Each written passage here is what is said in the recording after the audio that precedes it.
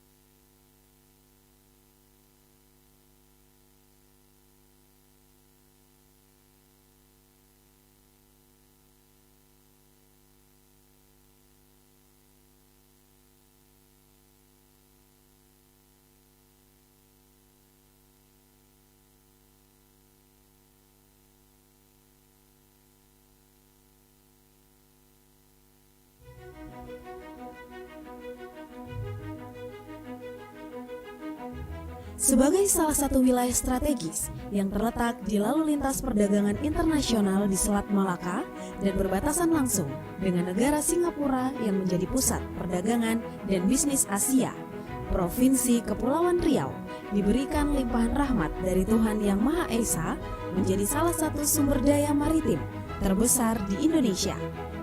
Universitas Maritime Raja Ali Haji didirikan atas keinginan segenap warga Provinsi Kepulauan Riau untuk menerapkan dan mengembangkan ilmu pengetahuan melalui penelitian berbasis ekonomi kemaritiman yang inovatif dan berkualitas. Maka didirikanlah Fakultas Ekonomi Umrah.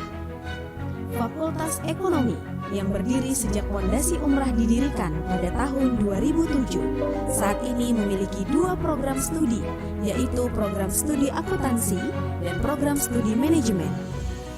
Kedua program studi tersebut telah diakreditasi oleh Badan Akreditasi Nasional dengan berpredikat B.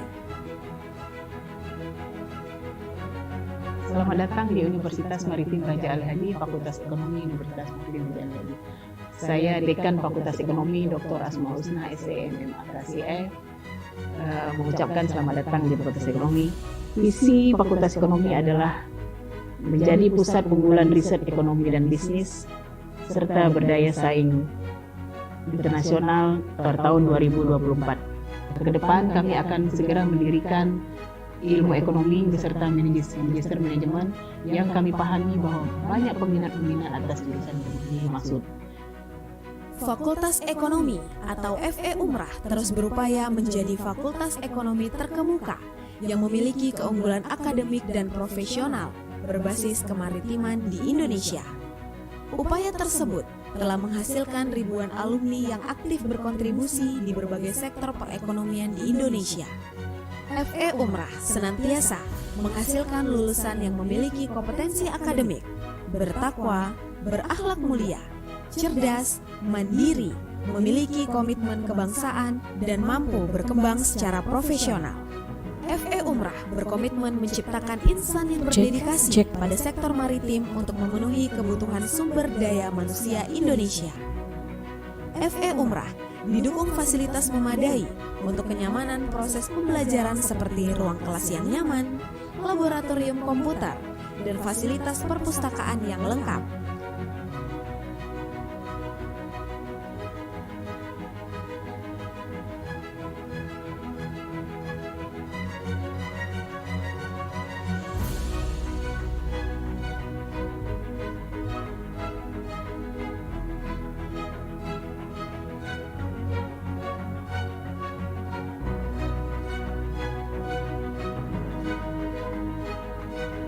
Kerjasama dengan perguruan tinggi sudah banyak juga kami lakukan, diantaranya perguruan tinggi negeri, Universitas Riau, Universitas Negeri Solo, maupun perguruan tinggi swasta yang ada di Kepulauan Riau.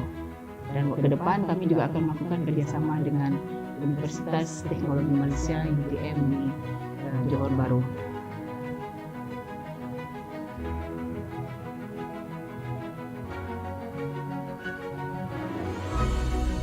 Lokasi kampus yang jauh dari keramaian namun mudah dijangkau menjadi nilai tambah bagi mahasiswa untuk mendapatkan kenyamanan belajar. FE Umrah mendukung kegiatan yang dapat menyalurkan minat dan bakat mahasiswa di bidang olahraga, seni, dan lain-lain. FE Umrah juga melakukan penelitian-penelitian kemasyarakatan sebagai bentuk pengalaman terhadap Tridharma perguruan tinggi. Keterlibatan FE Umrah pada pengabdian kepada masyarakat juga terus ditekankan sebagai kontribusi solusi terhadap permasalahan yang ada. FE Umrah juga terus menggalang kerjasama dengan berbagai pihak, baik pada skala lokal, regional, hingga tingkat nasional. Untuk itu, FE Umrah akan terus berkembang bersama putra-putri bangsa, membangun Kepulauan Riau, membangun Indonesia, membangun sektor ekonomi maritim Indonesia sebagai poros maritim dunia.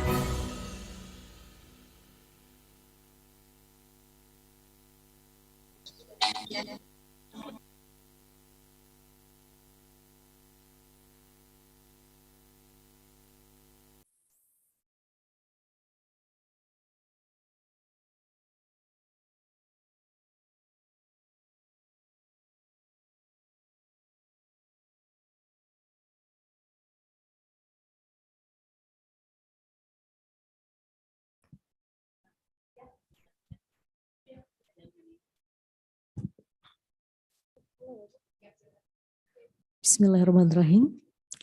Assalamualaikum warahmatullahi wabarakatuh. Okay, good morning, ladies and gentlemen. The Honorable Dr. Asmaul Husna, SAAK MMCA, as Dean Economic Faculty, Maritime, Raja Ali Haji University, and all of the audience.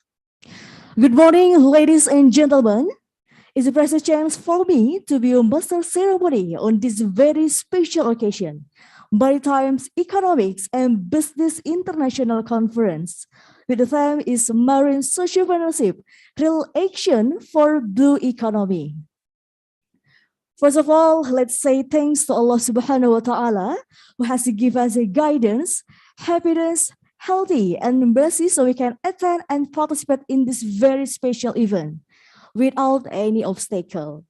Praise and salutation upon our Prophet Muhammad Sallallahu Alaihi Wasallam, who had brought us to the path of light from the darkness in this life. Okay, I would like to welcome Mr. Ziwei Zhang, Mr. Henry Jane Meredu, Mr. Mahbubi Ali, and Miss Alfia Shauki. Okay, ladies and gentlemen, before the presentation session, we will show video from Bank of Indonesia.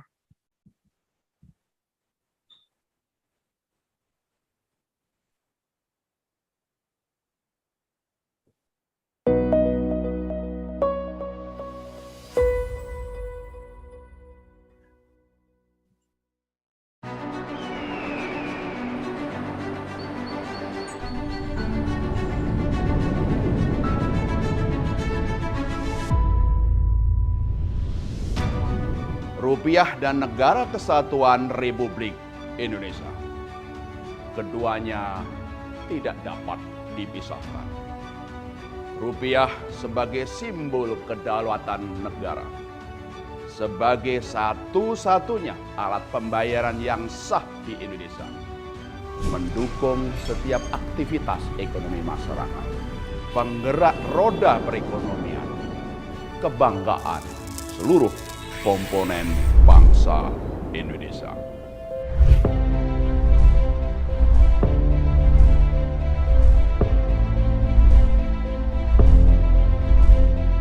Rupiah didesain dengan sepenuh hati, menampilkan pahlawan nasional kebanggaan bangsa, keindahan dan keragaman budaya Nusantara, memperkuat kebinakaan negara Indonesia. Dengan nilai keindahan dan teknologi pengamanan yang tinggi, menjaga rupiah sama dengan menjaga simbol kedaulatan negara. Saya yakin semua cinta rupiah dengan mengenali, merawat, dan menjaganya sepenuh hati. Saya juga yakin semua bangga rupiah dengan menggunakannya dan mematuhinya sebagai satu-satunya alat pembayaran yang sah untuk setiap transaksi ekonomi dan keuangan di seluruh wilayah Indonesia sebagai simbol kedaulatan dan pemersatu bangsa. Saya mengajak kita semua semakin paham rupiah dengan semakin bijak memperlakukan rupiah dalam bertransaksi, berhemat, berbelanja. Mari kita lakukan dengan benar, karena rupiah adalah mata uang kita, identitas kita. Mari kita cinta, bangga, dan paham rupiah, mulai dari diri sendiri.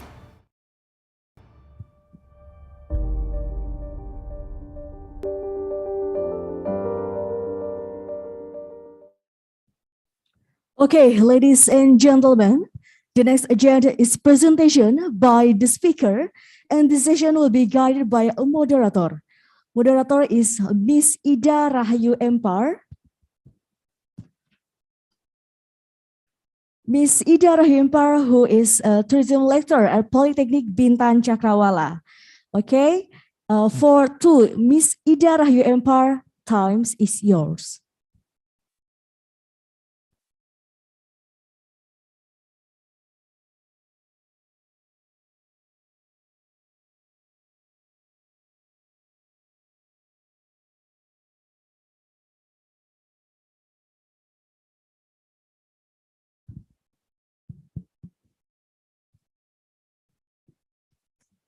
Thank you so much for MC.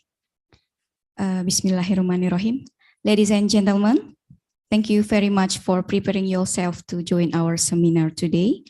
Assalamualaikum warahmatullahi wabarakatuh. Good morning, everyone.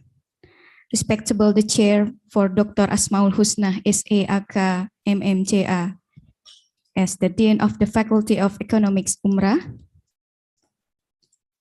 and all of the staff and all participants of this seminar. I am Ida Rahayu. You may call me Ayu, the moderator of today's seminar. I am very pleased to see you here and welcome all of you to this seminar. Today's seminar is about Maritime, Economics and Business International Conference, or MEBIC 20 and 21. Ladies and gentlemen, before the presentation begins, let me inform how the presentation will be going. First, the speaker will be invited to present the material. After that, there will be discussion and followed by conclusion. Our first speaker today is Mr. Ziwei Zhang. He is from First Institute of Oceanography, Ministry of Nature Resources, China.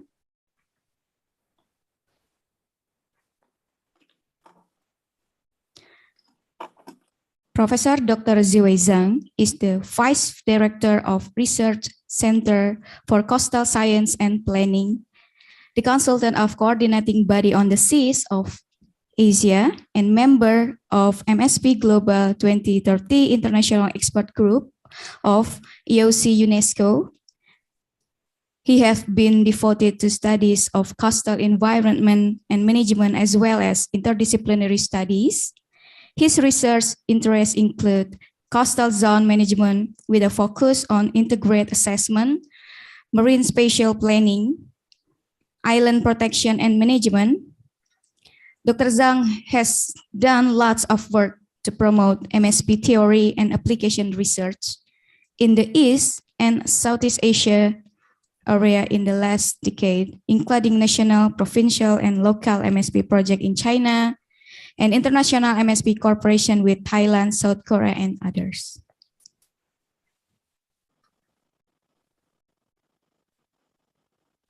Now, allow me to welcome our first speaker today, Mr. Ziwei Zhang, to deliver his presentation.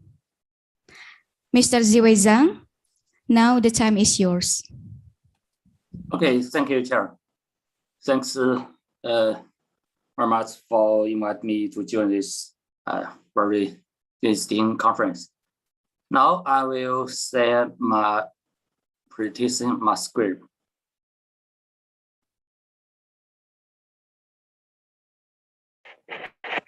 So when it works, can you see my presentation now?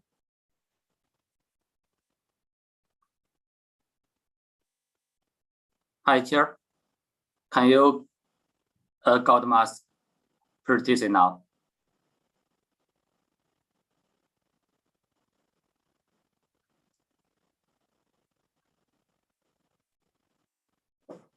Okay. Good morning, ladies and gentlemen. I start my presentation. I'm Ziwei Zhang from the First Institute of Oceanography, Ministry of Natural Resources, China. And also, I'm a member of MSP Global 2030, which initiated by IOC UNESCO. A great honor to be here to join this conference, which the theme is marine sustainable real action for blue economy. Yes, we are at the way to seek the real action for blue economy. Today, I want to discuss a tool which may be could useful to seek blue economy, marine spatial planning. So my topic is sustainable blue economy and marine space planning.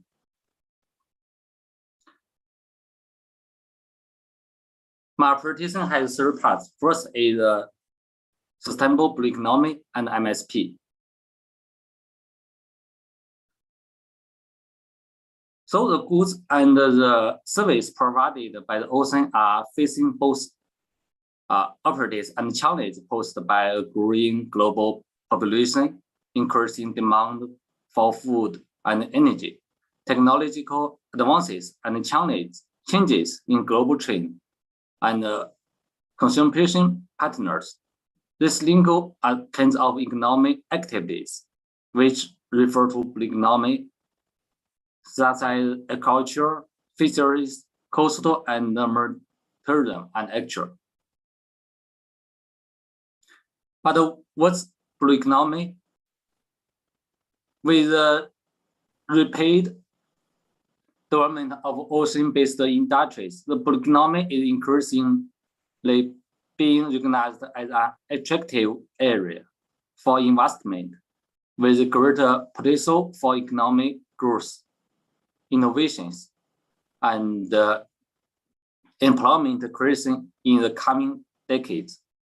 The concept refers to the range of economic sectors and related policies that together determine whether the use of ocean resources is sustainable, promoting economic growth, social inclusion, and the improvement of livelihoods, while ensuring environmental sustainable and marine and coastal areas.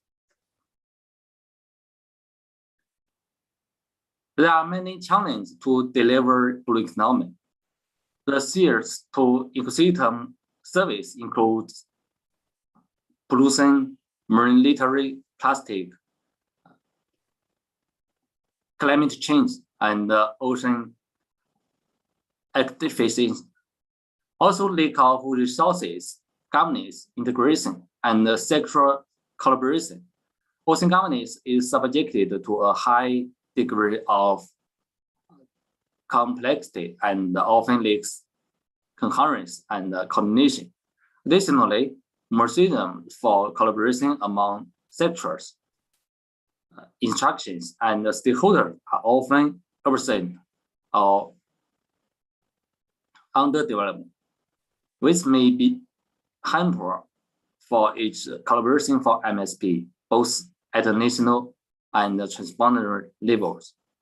So the key sectoral challenges include overexploitation and IUU fishing. That means illegal, unreported, and unregulated fishing. Environmental impacts, sector special use conflicts, and social lessons to operate in the offshore and the renewable sector.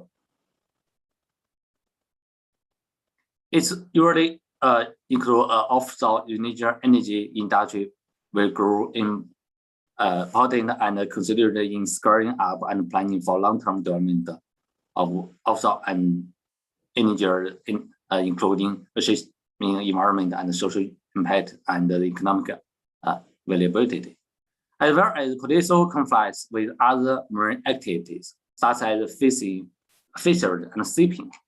Public acceptable for an increasing number of offshore investment is another potential challenge. Another key sector challenge is, I think, is environmental and social impacts in the coastal and the marine tourism sector. Usually including the coastal and marine area are on the third from mass tourism, such as pressure from people, build development, and waste discharge. And the third challenge is environmental impacts in the maritime and transport sector. Today we talk about the actions seeking blue economy. So there are many actions which refer to blue economy. It's usually includes actions such as value the contraction of marine natural capital to verify, to use of the best available knowledge to shape long-term decisions and weigh the relative importance of this sector of blue economy and decide which one to priority based on actual valuation of its national capital, natural, human, and productive, and such as target fitting instrument for blue economy and effective implement of UN global. And I think it's one of the important axis is to develop MSP plans. So while MSP plans can be used for developing a suitable blue economy, I think, firstly, in the context of increasing base ocean space, it can permit multi-uses as well as identify sites for new and immediate use. And through the economic-based approach, the key principles such as sustainable and income can be achieved in the process. And also MSP can also be used as a tool for increasing investor confidence by introducing transparency and predictable, which can act as a catalyst for investment in innovation and developing technology. It may also facilitate analytical knowledge gaps on the ocean and key sectors. Transparency MSP also can foster collaboration across borders for regional development. In fact, all over the world, there are lots of countries and international organizations are working for blue economy and MSP. The first example is Africa. African Union published 2050 Africa's integrated maritime states in 2012. And the vision is the overarching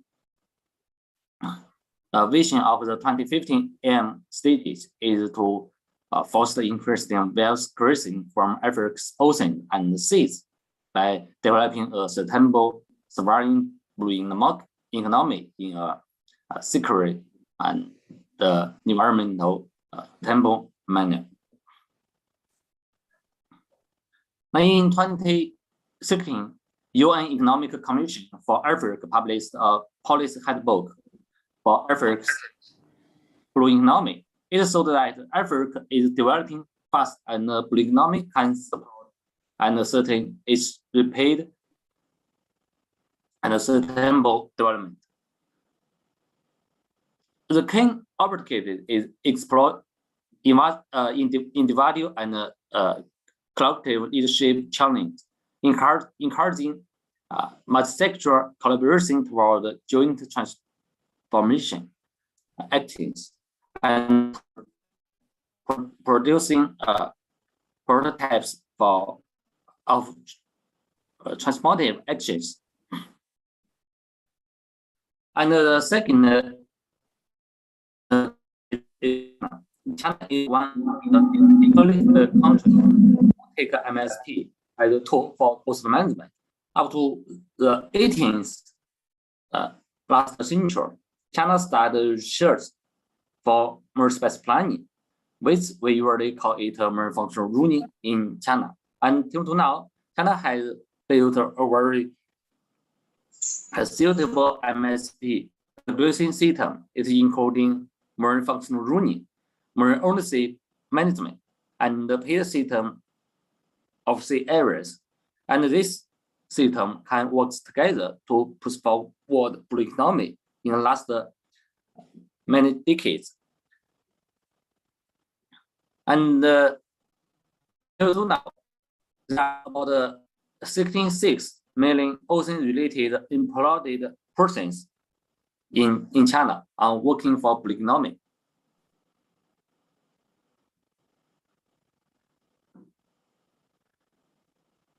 And the second case is European Union. For European Union, the rethink blue economy is a long-term strategy to support sustainable growth of maritime sectors. It is a maritime construction to achieve the goals of the European 2020 strategies for smart, sustainable, and inclusive growth. For European economy, it creates about 5.4 million jobs in EU countries, and the growth added the value of almost 5 billion euro in a year.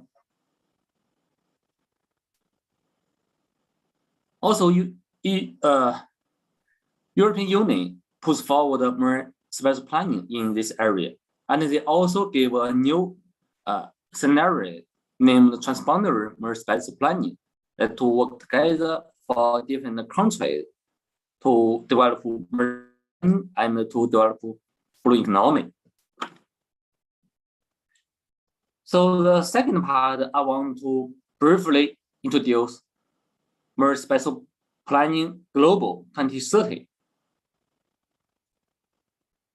In 2017, a joint roadmap to establish more special planning process worldwide adopted by European Commission, Director General for Maritime Affairs and Fisheries, and the IOC UNESCO. Now, in order to carry out the joint roadmap, MSP Global 2030 project was developed by IOC UNESCO in 2019. And it has 5 parts of works. The first part is transboundary MSP. And the second part is work for sustainable blue growth.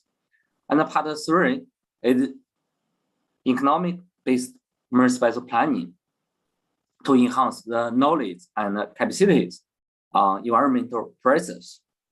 And part 4 is capacity building, that means to main work is training the trainers for planning our ocean in line with Agenda 2013, UN Agenda 2013 targets. And part 5 is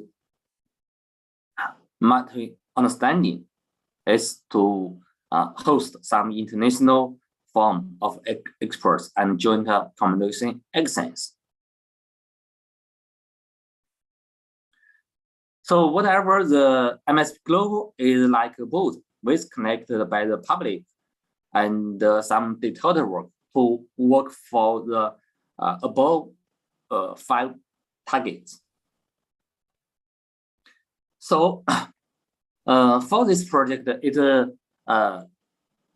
has 4 detailed work. The first is to develop a guidance on cross-border or transboundary more special planning. Now, this sub-project is the objective of this sub-project is to identify and evaluate good practice and to support knowledge exchange at the international level and develop international guidance. And this international guidance is finished and will be published to the public on October 5 in the last conference of MSP Global 2030. Now, this if you are interested with this guidance, you can go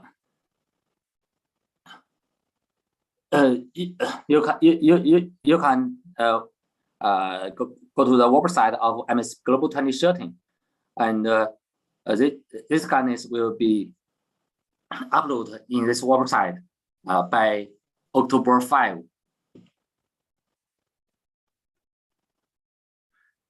And the second sub-project is a pilot project in West Mediterranean. Now, this sub-project, the objective is increase cooperation with EU member states and formulate regional recommendations in line with the Western Middle initiative and support the adoption of a roadmap strengthening in charging capacities. For this sub-project, it refers lots of countries, but mainly in West Mediterranean, it's including Argentina, France, Italy, Maritime, Morocco, Spain, and Tunis. And the desired outcomes is a roadmap for transboundary space planning and a sustainable blue economy in the West.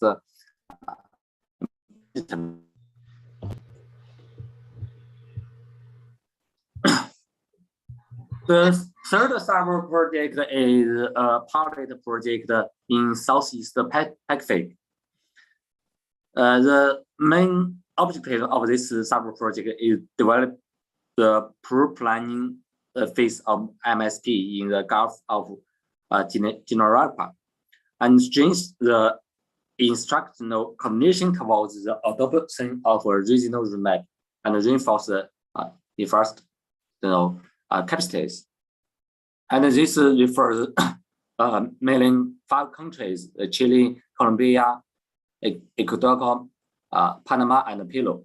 The desired outcomes is national recommendations for cross-border MSP and the sustainable blue economy in the Gulf of Guinea, and also a roadmap for transboundary space planning and sustainable blue economy in the Southeast Pacific will be published. And this 2 subjects outcomes, lots of documents has been published by the MS Global 2030 website. If you are interested with this, you can log in the website of MSP Global 2030 and download these documents. And the fourth sub-project is protection, communication, and dismissions.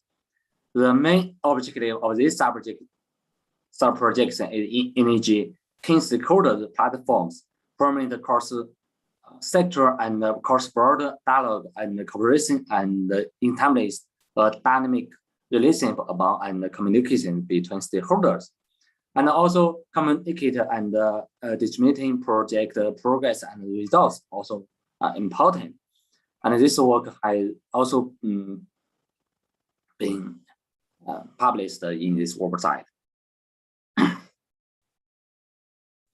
So it's also hosts a lot of engagement activity, including experts meeting, stakeholder meeting, introduction workshop, training course, conference, and ocean literaries. In the last 3 years, we worked for this project and did lots of work. And because it's a 3-year project, so the MS Global 2030 will be host the final conference on October 5. But it's not the end of this work.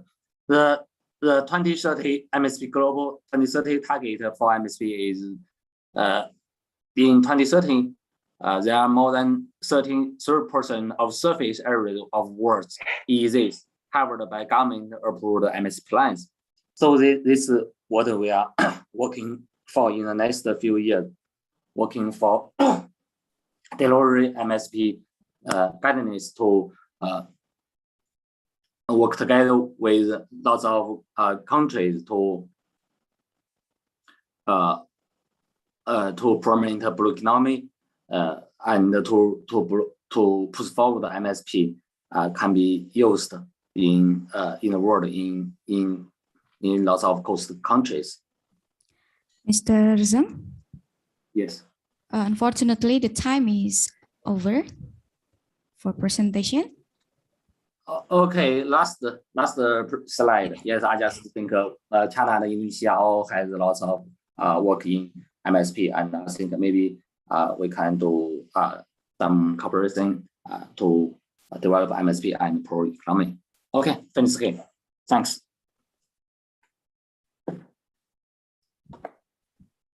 All right. Thank you very much for Mr. Zhang for giving us such informative, interesting presentation about blue economy. Is activity in balance with the long-term capacity of ocean ecosystem to support this activity, especially green development in the sea and coastal area, and the progress of marine spatial planning or MSP and its practice. Okay, ladies and gentlemen, now we go to the second speaker today. Is Mr. Henri Jean Merideau from University of Aix-Marseille, France.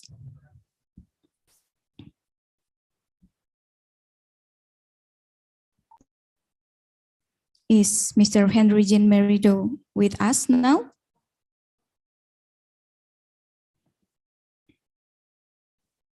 All right. Mr. Henri Merideau.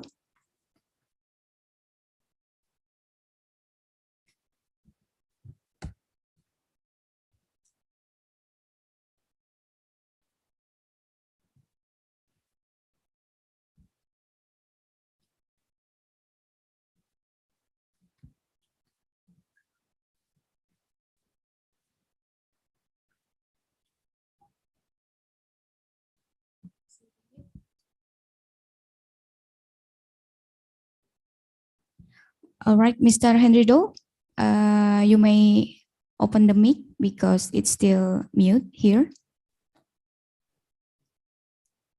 Okay, did you hear me? All right, before we go to the presentation, maybe I would like to introduce about Mr. Henri Merideau to the all of Okay, no problem. yeah.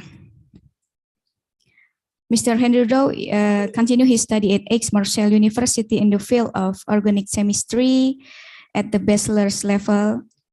Then at the School Petroleum Chemical Institute of Industrial Organic Synthesis, IEPSOI.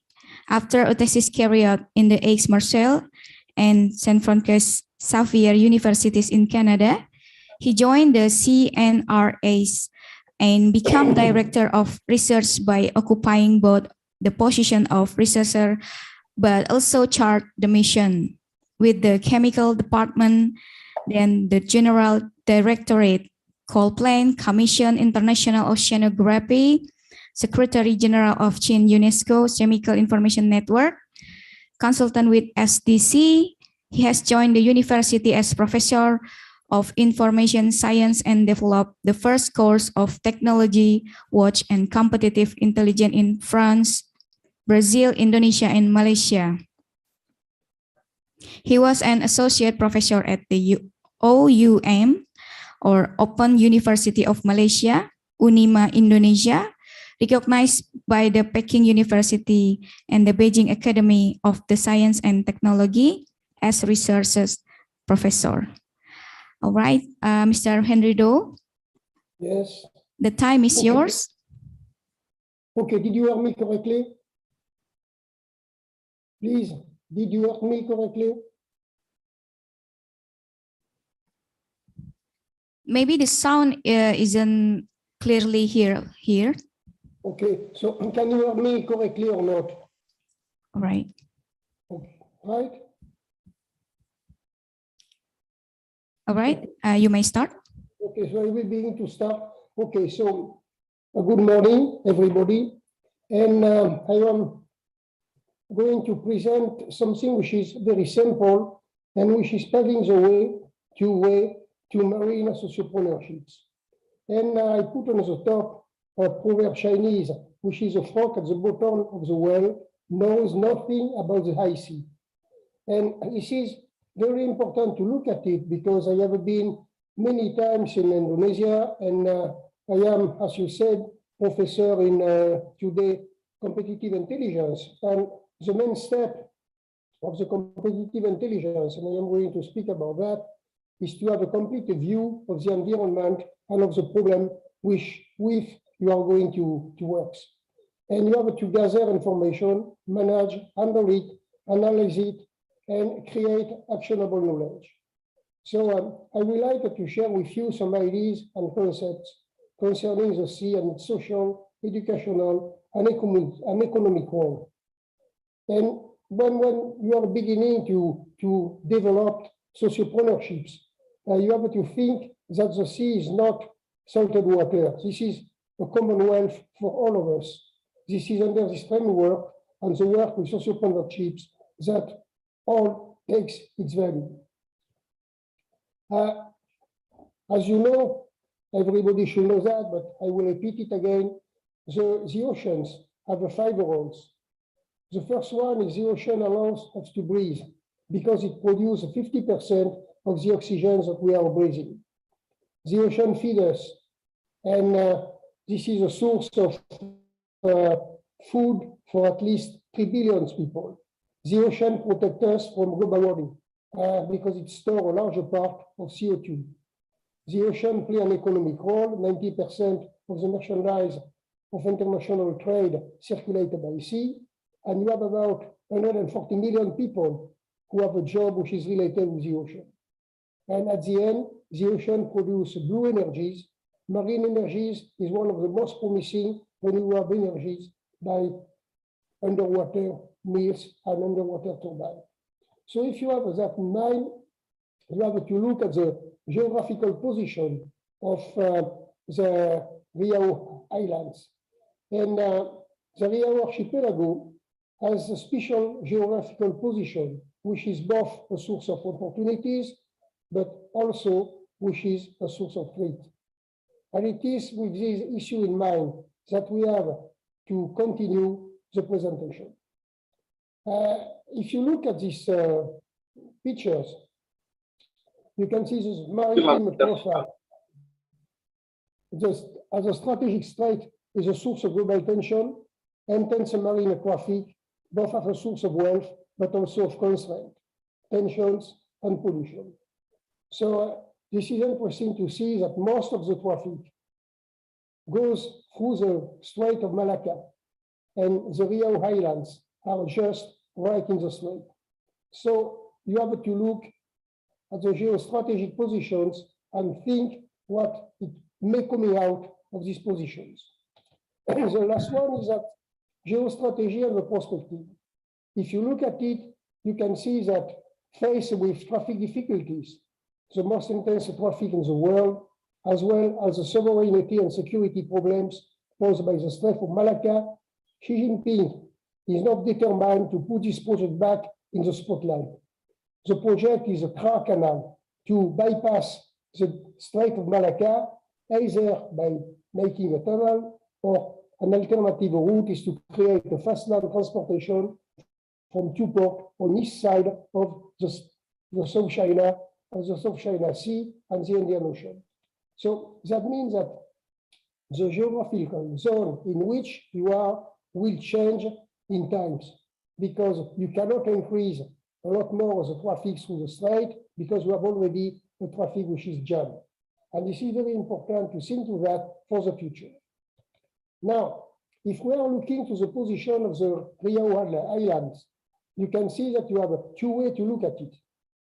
First of all, you have input of external chemicals, oil, plastic, stars, which are the pollutions which is generated in the strait.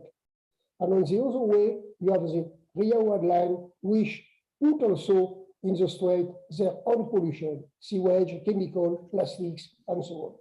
So when you look at this picture, you can say, well, what can we do to enter into a social partnership, which will be large enough to be some sort of example for all Indonesia.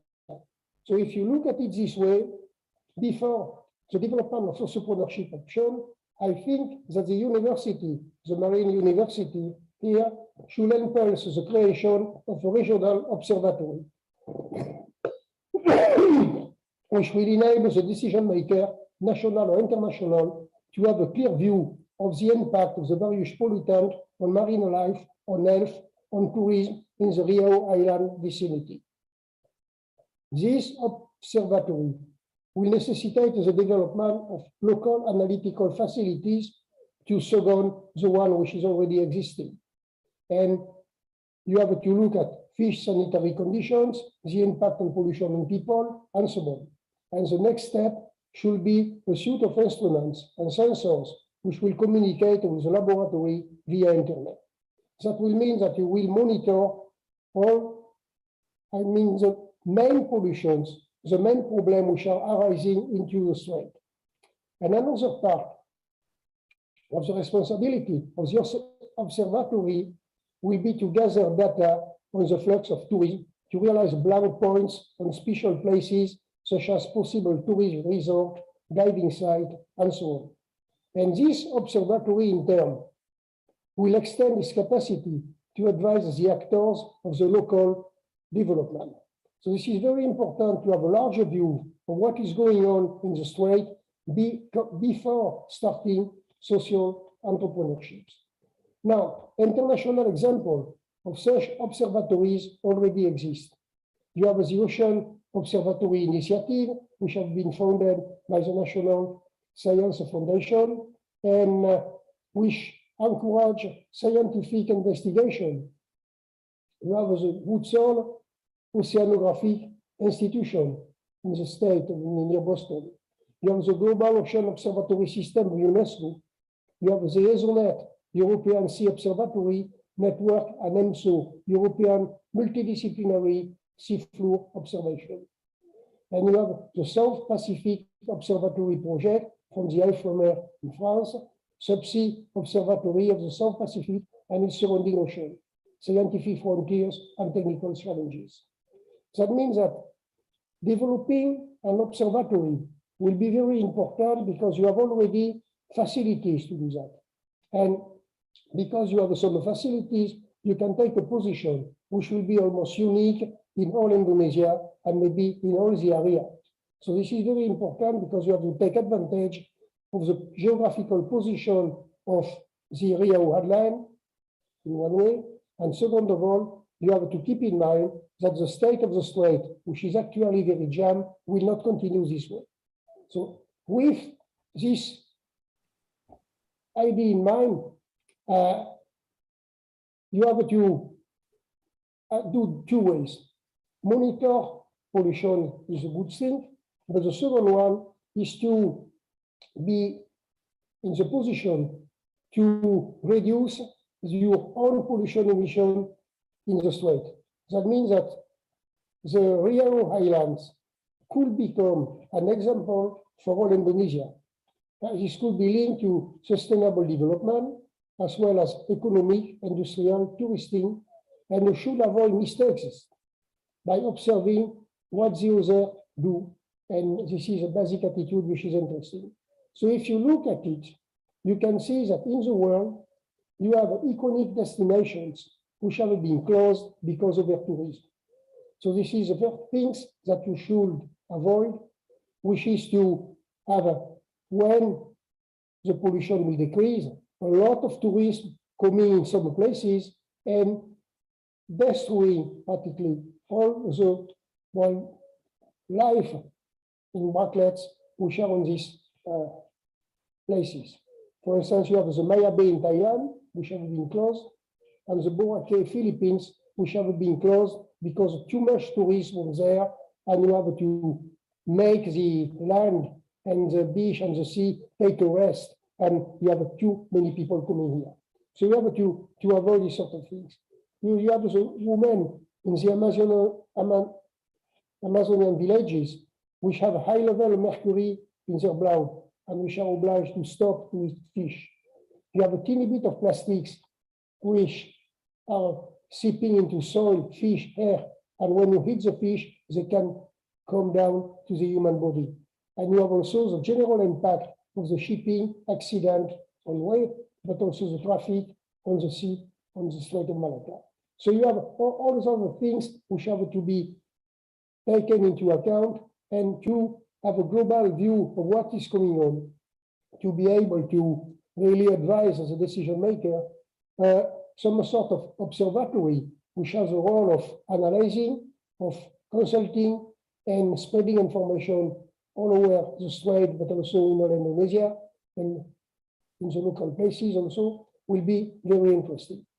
So if you look at the position of such observatory, which could be developed in the university. You have to look at the strength. This is a very small analysis which will be completed, of course, with more data. But the competencies already exist at the university. You have a certain number of facilities because you have chemical labs, you have biological labs, and then you are able to have a view on the scientific point of view of what is going on in the strait. You are able to train manpower because this is a role of the university. You have some sort of scientific recognitions because you make a publication. And to start this type of observatory, this is a long investment at the beginning because you have already some competencies which do exist. And of course, such an observatory should be easy to manage. Now, as a weaknesses, what can happen?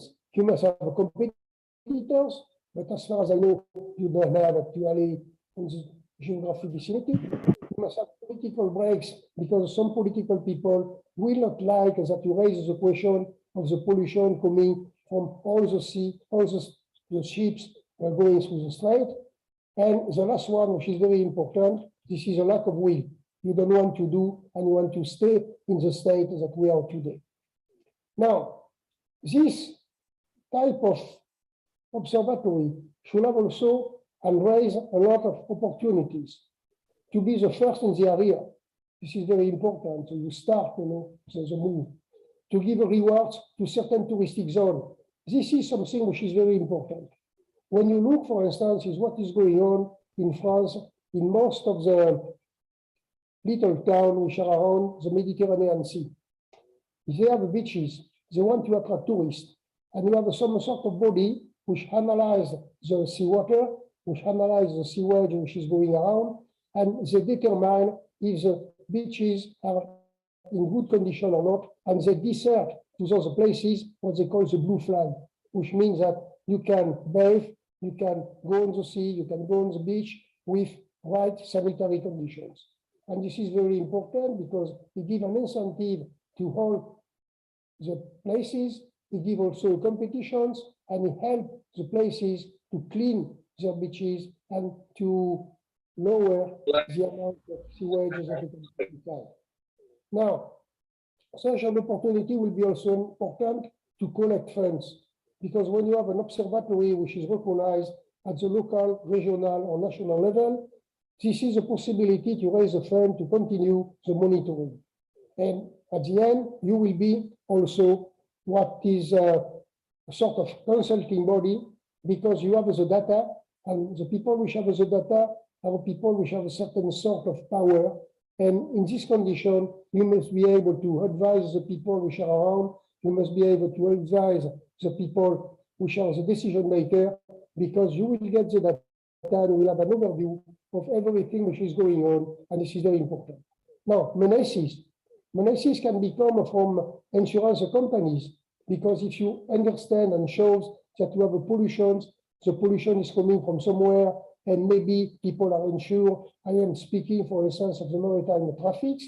Of course, you can have some sort of people which have a break and we should be reluctant to back up the idea of an observatory of the zone. That can also come from marine companies, because they will not like that you raise the question of pollution coming from the strait and the traffic of many ships.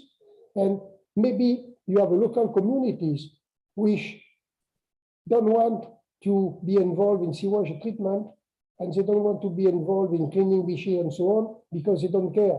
So this is very important also to convince all those local community to have a better treatment of their sewage dams, and also to avoid to throw plastic in the sea and to pollute, etc.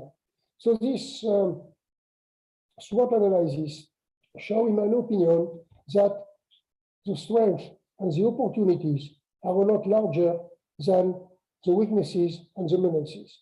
And in this condition, that will be an opportunity for the university and an opportunity for the Rio Islands to do something new and to bring to the people some sort of overview of the place where they are, and that will help people to continue the development and to make it by knowing everything which is going around. This is a good position when you want to have some competitive advantages and when you want to create a local incentive and after put this incentive at the national level. So as a conclusion, I think that when you are looking to the sea, you have several ways to look at it.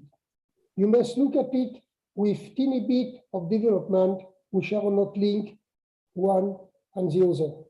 In this condition, the development should be it could become sometimes erratic, because you will have, for instance, people which want to develop tourism resort, and at the vicinity, you will have a lot of pollution coming from the sewage which is not rich, or a pollution which is coming from a place where they are cleaning ships and so on, and working on repairs, etc. So this is very important to have a view of what is going on and to have a balance of all the actions which can be done and to integrate those actions in a global systems. This is very important, and that will give, in my opinion, a very nice opportunities for the university to develop something which will bring the university in the light of the national Indonesia development, and also that will make some way to make the university as an interlocutors for all the people of the region, because they will have the data and they will be able to think to what may happen in the future. So this is very important also to, if you look to social entrepreneurships today, you have to look also at what social entrepreneurship should become in the year to come. And in the year to come, you can have changes which are very important.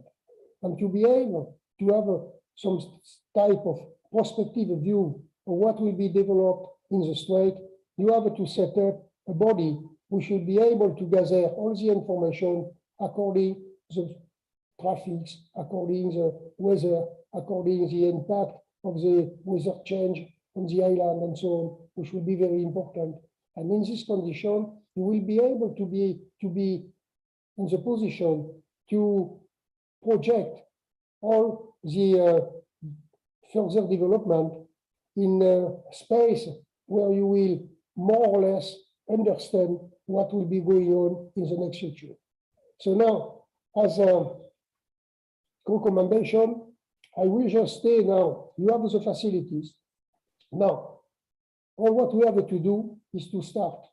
And to start is very important, because when you begin to start, you will increase the capacity and you will increase the way to master your environment and to be able to be a consultant and to discuss with the decision maker. So now I will thank you for your attention, and I will highlight that this small talk, which is a little bit difficult because I am very far away and the internet in my locations is not very fast.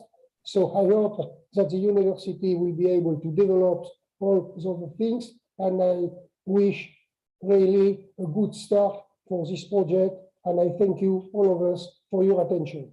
Thanks a lot for listening. Thank you so much, Mr. Henry Doe, for such an informative and interesting presentation about marine sociopreneurship and real action for blue economy. Mr. Henry Doe, now here with us the Chancellor of Universitas Maritime Raja Ali Haji, Professor Agung Damar Sakti. In deep our heart, we would like to apologize to Mr. Henry Doe, because when this seminar is going, the time has been set in the early morning there, if I'm not mistaken. So we express our deepest gratitude for this opportunity, for your attendance in this seminar.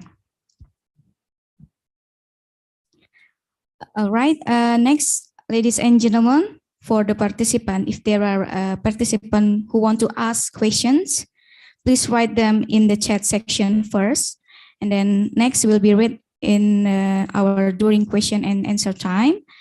With the format is your name, and then the name of intended speaker. All right, ladies and gentlemen, now we go to the third speaker, Mr. Mahbubi Ali from International Institute of Advanced Islamic Studies, Malaysia.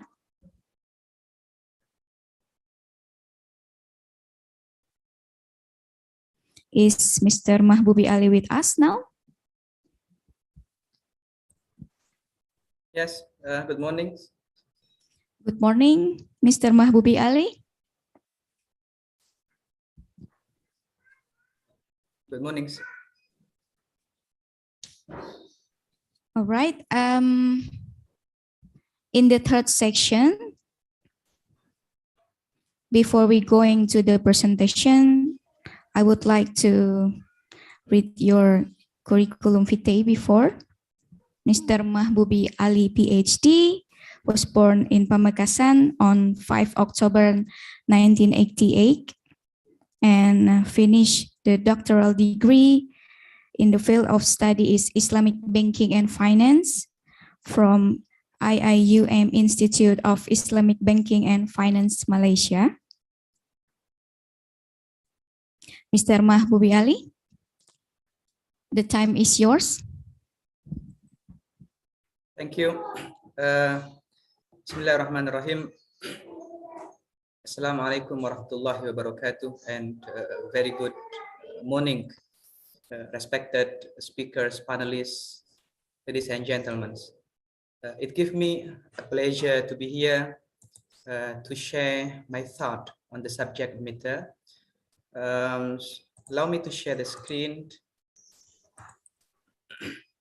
for the presentation.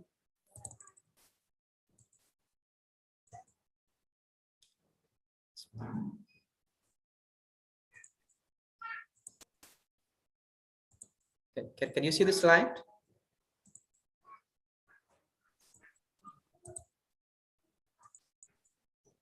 Okay. First of all, I would like to express my gratitude and thanks to organizer for having me here among the esteemed panelists and speakers in this reputable conference in Riyadh. I may be departing from the previous speakers on the discussion, looking at another aspect of blue economy, which is also important to be considered, namely the financing and funding aspect of blue economy from the Sharia compliant product instrument.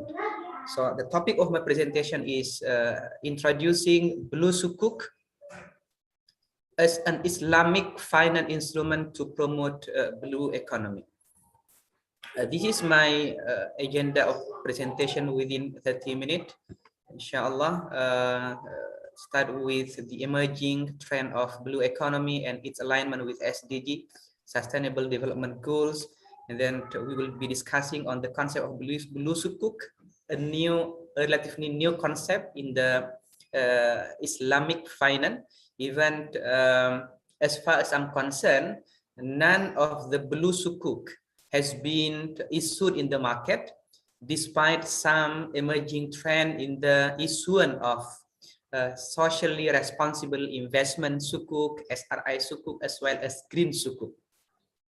And then we are also be discussing on the different type of blue sukuk that can be structured based on the Sharia contract, and some case studies, especially on green sukuk, they are already available in the market.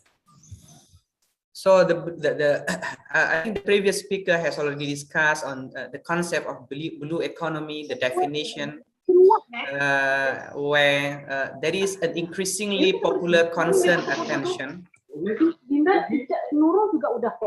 Sorry,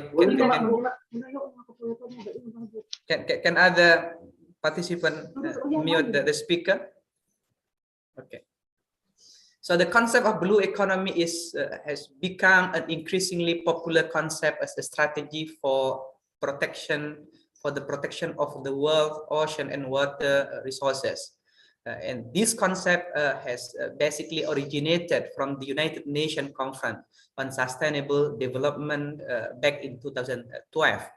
And according to the World Bank, the blue economy is defined as a sustainable use of ocean resources for ocean growth, improve livelihood and job, while and on the other hand, preserve the health of ocean ecosystem. And looking at the concept, basically, the concept of blue economy has its origin in the green economy concept. It starts with the green economy as more general concepts and then to move into more specific, which is blue economy. The only difference between the two is that while green economy strategy tend to focus more on the sector of energy, transportation, and sometimes agriculture and forestry, but blue economy focus on fisheries sector, marine and coastal resources sectors, as discussed earlier by a number of speakers. Now, if you look at the alignment of blue economy with sustainable development goals as outlined by the United Nations, actually United Nations Development Initiative, Planning Initiative, then we can see that at least there are top 5, yeah, SDG within 17th list of sustainable development goals, which are very much close and aligned with the blue economy concept, namely SDG number 14 on life below water, SDG number 17 on partnership for the goals, SDG number 16 on peace, justice, and strong institution, SDG number 15 on life on land, and then SDG number 12 on responsible consumption and production. And if we want to narrow down into the context of Indonesia, the Indonesia blue economy agenda basically very much aligned with at least 3 aspects of the SDG, namely SDG number 7 on affordable and clean energy, SDG number 9 on industry, innovation in infrastructure, and SDG number 14 on life below water. Yeah. Now, in terms of the socially responsible investment as part of the financing and funding instrument to this kind of project and infrastructure, including blue economy, we can see there has been a growing interest in the past few years toward ethical finance and socially responsible investment, or SRI, green bond, green sukuk, that can be evident from the growing and increasing demand from investor, both from Islamic or Muslim investor, as well as the conventional investor who are who have some agenda to invest their fund in instrument that offer certain values, especially that has a positive impact toward a friendly environmentally project. In November 2008, we can see 28 world leading bank came together to establish the principle for responsible banking under United Nations Environment Program Finance Initiative that demonstrate basically a shift, yeah, from the capitalistic and more commercial oriented business in doing banking activities into more socially responsible finance, where the impact of the Islamic banking industry, banking business is not so much about the delivery of the profit to maximize the expectation of the shareholder, but also to positively contribute to the people and planet. So there are 3 P in the assessment. One is profit, the main objective of the commercial activity, but also on how the banking activity can also contribute positively to the society, to the people, as well as to the planet or environment, as outlined by the triple bottom line framework in the accounting theory. And one of the area they are normally associated with ethical finance is the environment and its preservation, including blue economy. And green bond, green sukuk become a common instrument over the past few years to serve the aspect of ethical finance and SRI in the global market.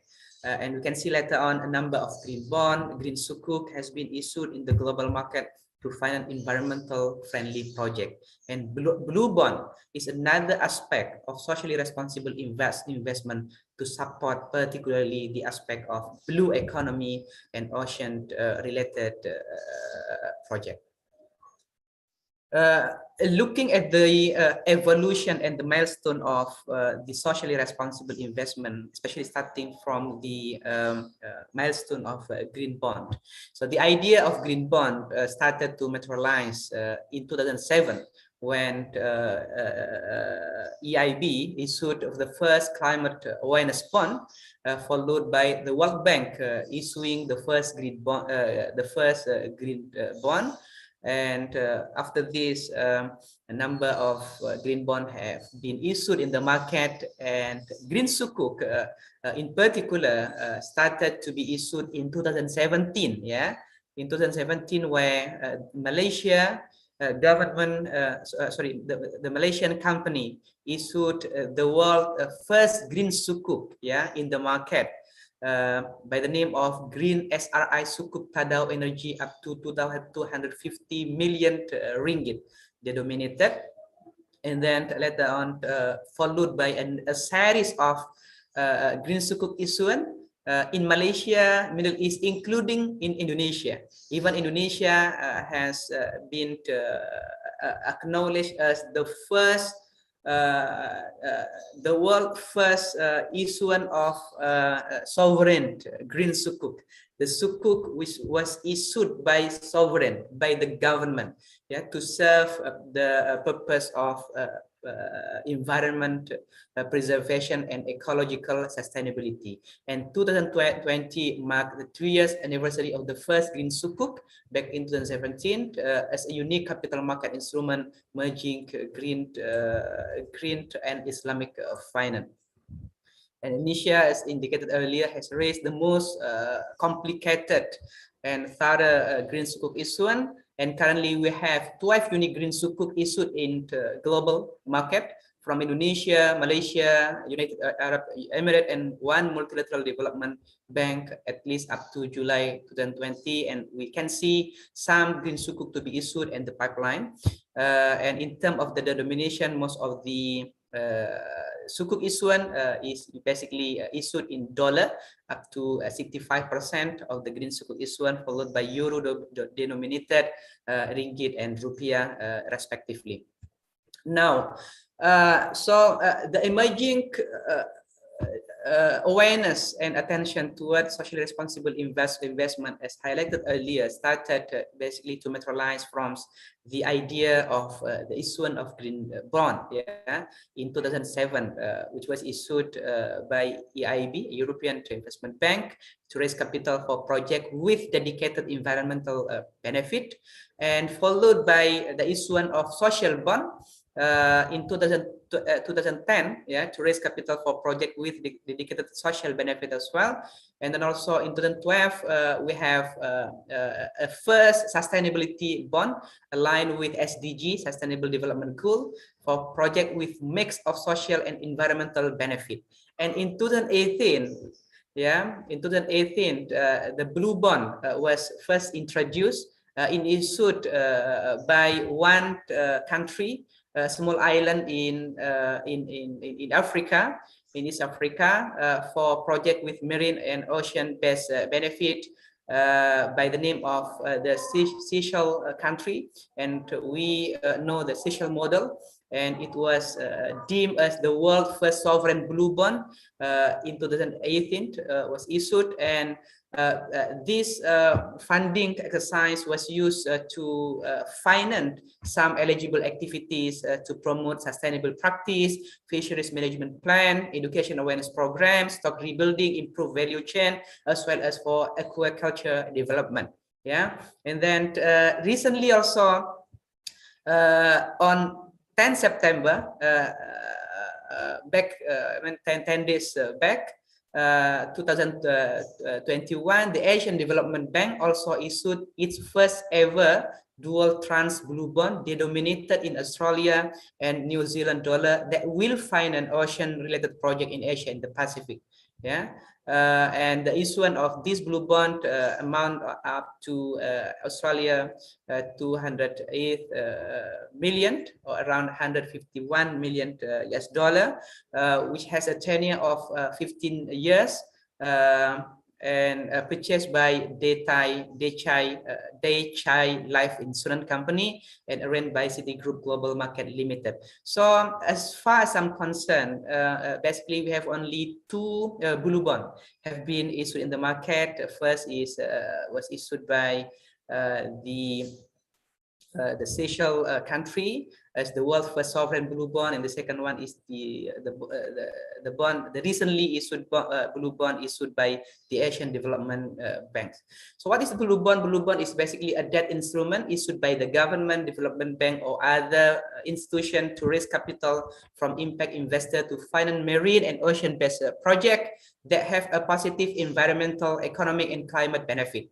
And blue bond have emerged as an instrument to fund blue economy, and it differ from green bond, which clearly address climate and environmental issues, while blue bond relate to all SDG, which reflect the diversity of factors relevant to sustainable ocean business, including environmental, social, and economic aspects such as plastic waste, labor right, or medication in fish farming.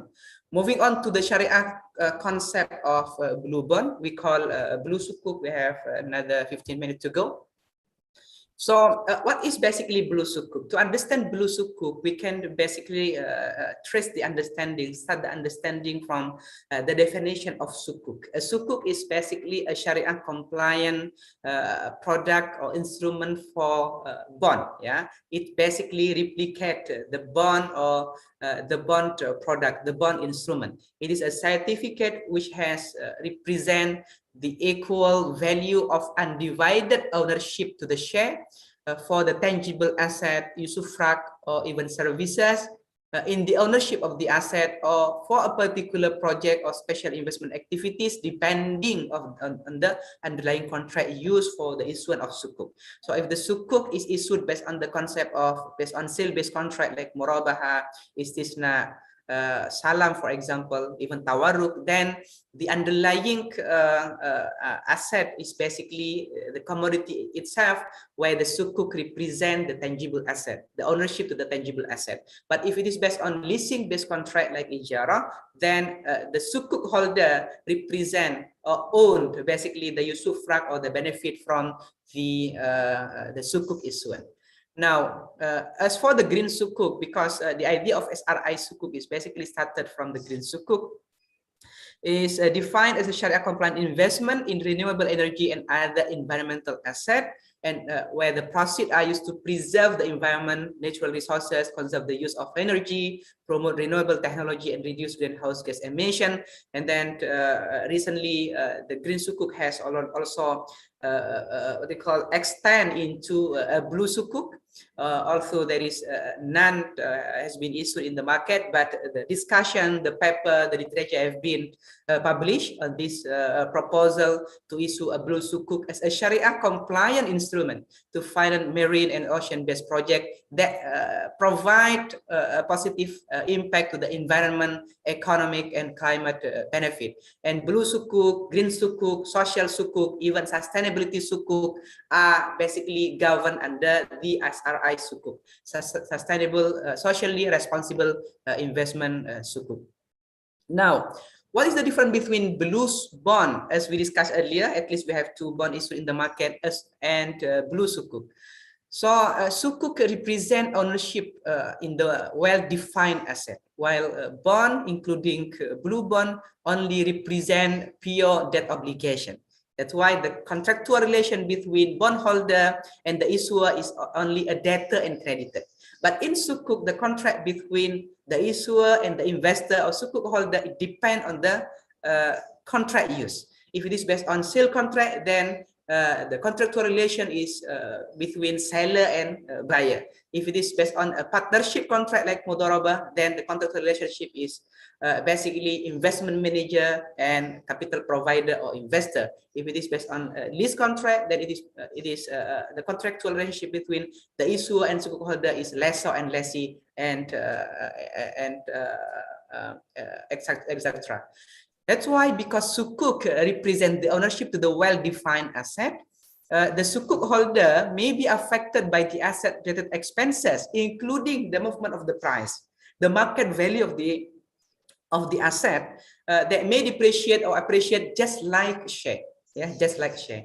But in conventional bond, including the blue bond, bondholder are not affected by the asset-related expenses because it's only represent a debt obligation, and bond depends solely on the credit worthiness of the issuer. That's why selling a bond is basically a selling of debt. But in sukuk, when the sukuk holder is selling his sukuk, is basically a sale of a share of an asset or defined benefit of the asset and other, depending on the underlying asset of commodities and underlying contract use. And the underlying contract for sukuk issuan is a permissible contract, while in bond, the core relationship is a loan of money, where the contract between the issuer and bondholder is only a debt contract, a loan contract representing debtor and creditor contractual relationship. An asset in sukuk issuan must be Islamically permissible, while in bond it can be issued to find almost any purposes which is legal in its jurisdiction. So the concept of bond issuan is legal aspect in jurisdiction, but the concept of sukuk is not only legal consideration but also the Sharia compliant and Islamic consideration. Now, based on the Sharia contract of the available in the Islamic literature, then there are a number of type of blue sukuk that can be structured. It can be structured based on sale-based contract. So we have sale-based blue sukuk based on a different contract like Murabah and Istisna. We can also structure blue sukuk based on a leasing contract, based on a different type of contract like Ijara Mawsuf fi Dhimma, or it can be also based on partnership contract. Where the contract between the issuer and the investor is basically a fund manager, investment manager, as well as the capital provider, like the concept of musyarakah or mudharabah, and it can also be structured based on the agency contract. So we have blue sukuk wakalah bil istismar, for example, where the issuer is appointed as the investment agent. So for the remaining 10 minutes to go, let me share with you some structure that may be considered for the issuance of blue sukuk, including some experience in the international market, in the Islamic financial industry, in the issuance of green sukuk. So this is basically the illustration on the structure of blue sukuk based on the concept of murabaha via tawarruk arrangement. So we have the company here to issue a sukuk to raise the capitals, and then we have SPV, special purpose vehicle if needed to issue sukuk, and then we have investor, where the company will raise the capitals via a special purpose vehicle from the investor by selling the asset, where the underlying asset is basically originated from the purchase of available asset in the broker. We have broker here, trader A or trader B, which offer the commodities to be used as the underlying commodities for the issuance of sukuk. It's not necessarily be a marine related asset or ocean, but can be any other asset available to facilitate the structure. And in practice, basically, we have commodity murabaha market used for these purposes, using normally the CPU, palm oil, chocolate, and other. International market have also provided a number of market for this purpose.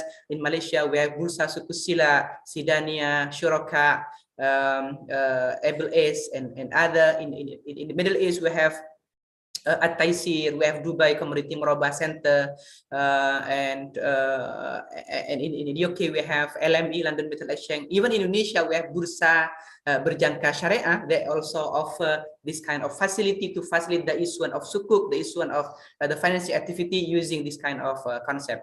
And there are some green sukuk that are issued based on this structure, like solar sukuk programs issued by the Quantum Solar Park in 2017, and it was basically considered as the world the largest sukuk issuance, green sukuk issuance in the market to fund the development of 3 solar power plant in Malaysia, issued in ringgit. And this is basically the community murabah structure for this quantum solar parks. Quite complicated, but I don't have any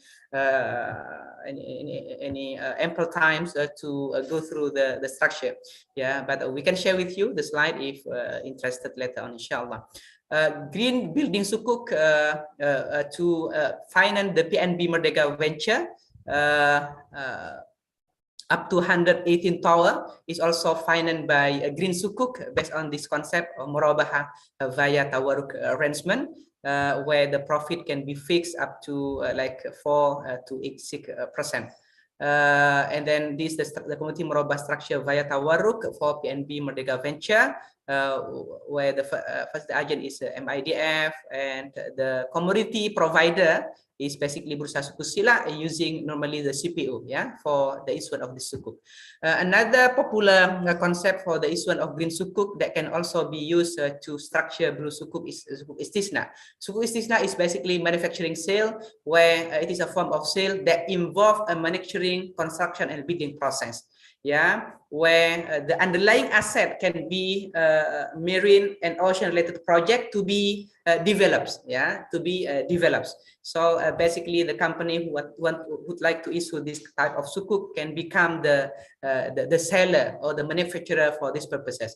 And a number of sukuk have been issued for based on this concept. Like the world's first green sukuk issued in the market, namely Green SI Sukuk Tadau back in 2017, which is structured based on the combination of istisna, manufacturing sale, combined together with leasing, namely Ijaro and Ijaro Masuk Fi Dhimmah, or forward lease to fund solar power plant within the district of Kudat. And this is the structure of Green SI Sukuk Tadau, which is based on istisna contract with a combination of a number of other supporting contract like Ijaro Masuk Fi Dhimmah, including sale contract. And then we have also the structure of Ijaro for blue sukuk. In this structure, basically, the company who would like to issue the sukuk to finance the project is basically the lessee. Yeah, the lessee to lease the asset from the lessor. The lessor is basically the investor, the capital provider. So the arrangement should start from the sale of the asset, and the asset later on will be leased or to the issuer in this respect.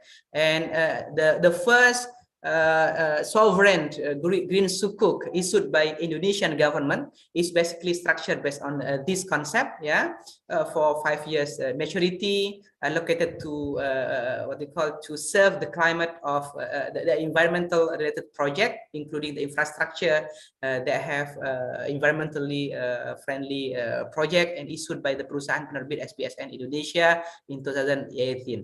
Yeah, this is basically the structure of the Indonesian sovereign green sukuk structure based on the concept of wakala, yeah, based on the concept of agency contract, where the government basically become an investment agent to invest the fund or the proceed from the issuance of sukuk, yeah, by what they call invested or contributed by the investor, by retail investor, for the financing of the friendly environment related project. So in return will be a share to the investor in accordance to what they call to actual performance of the business, which can be indicative in nature.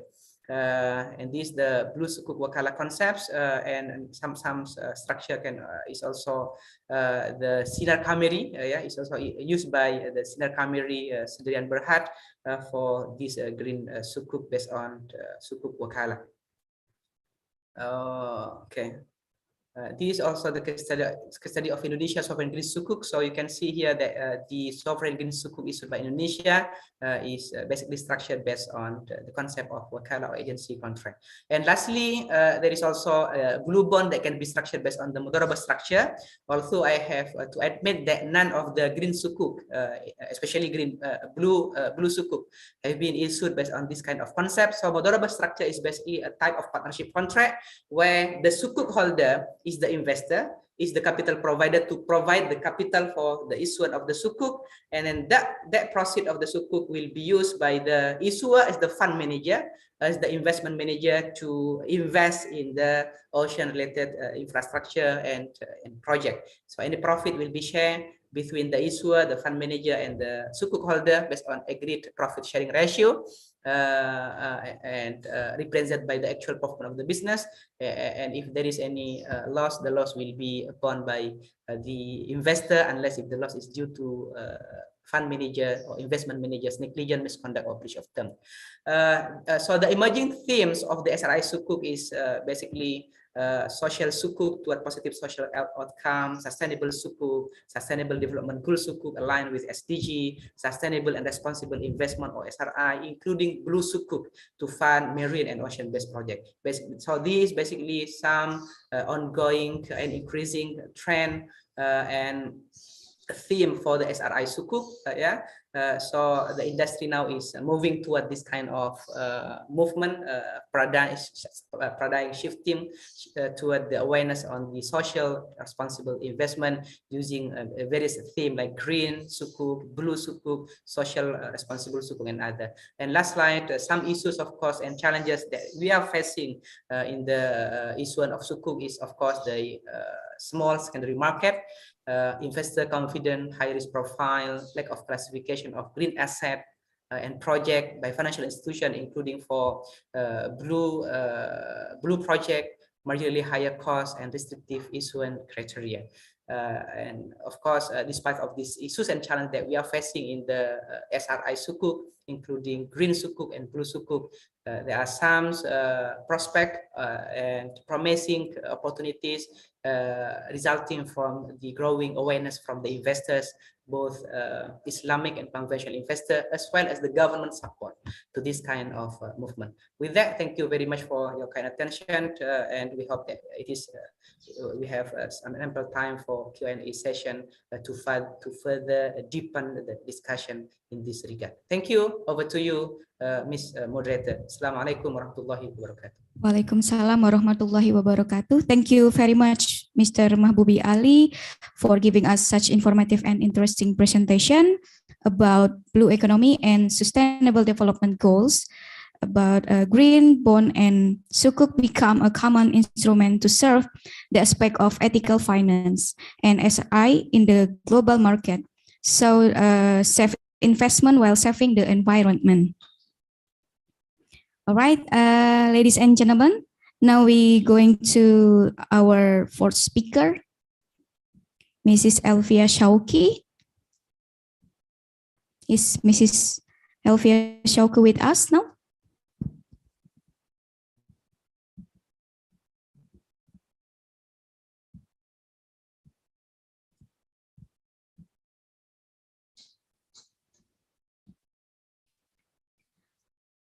So Umrah will establish North Natuna Sea Research Center in Ranai or Natuna Regency.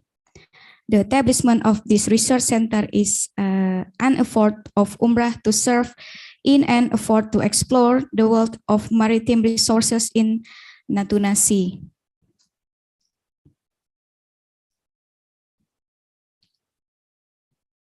Mrs. Elvia Shauki.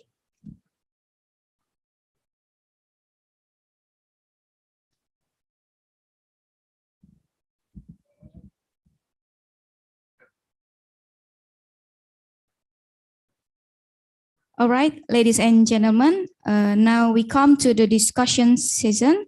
We'll read the questions from the participants.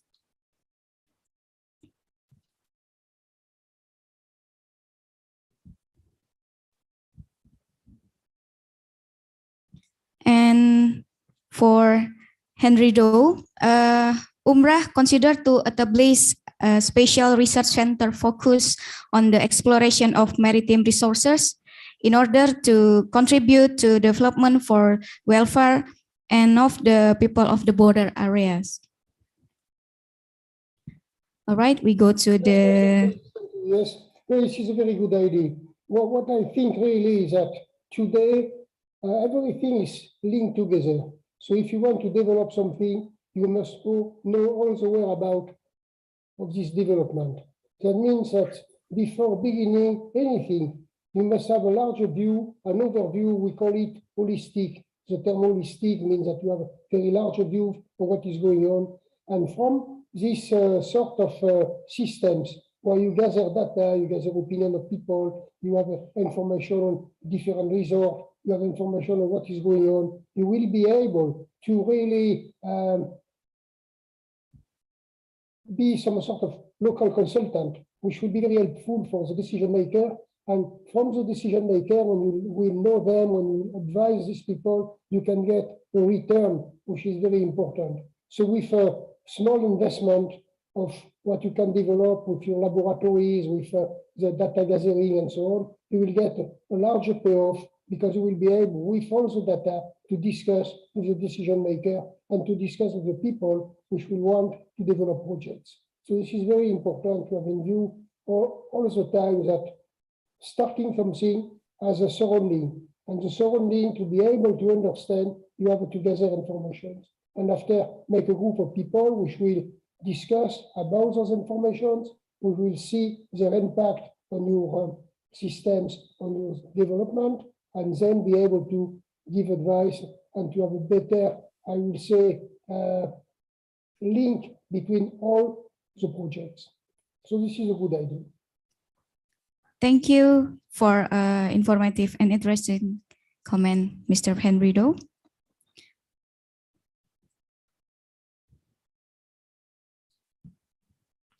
We go to question from participants.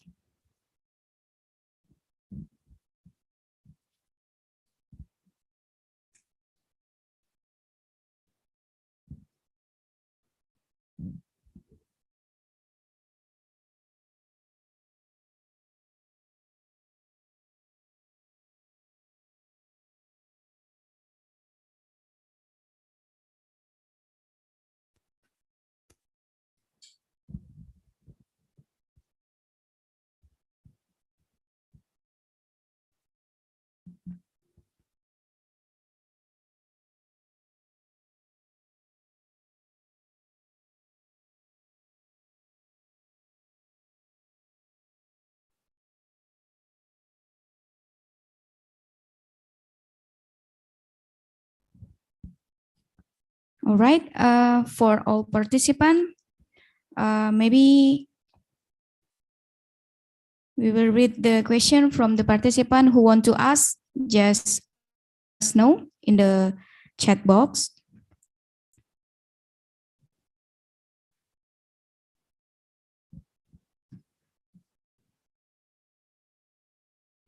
With format your name and then the name of attended speaker. Or maybe you just raise your hand from your Zoom account. So we will directly discussion with the speakers.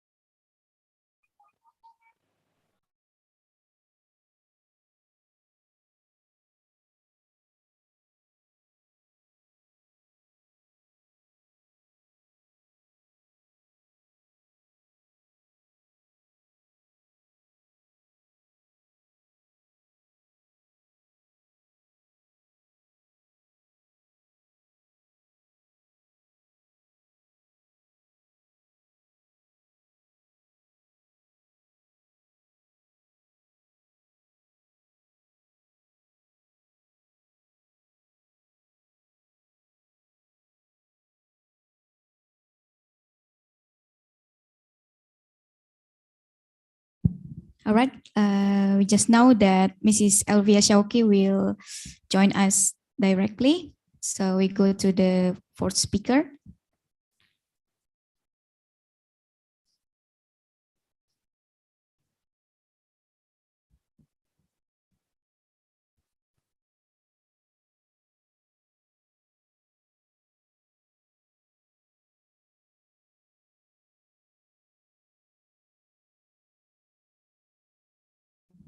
All right. For all participants who want to ask, please write them in the chat box. And then we will read the question from the participant with the format, your name, and then your intended speaker.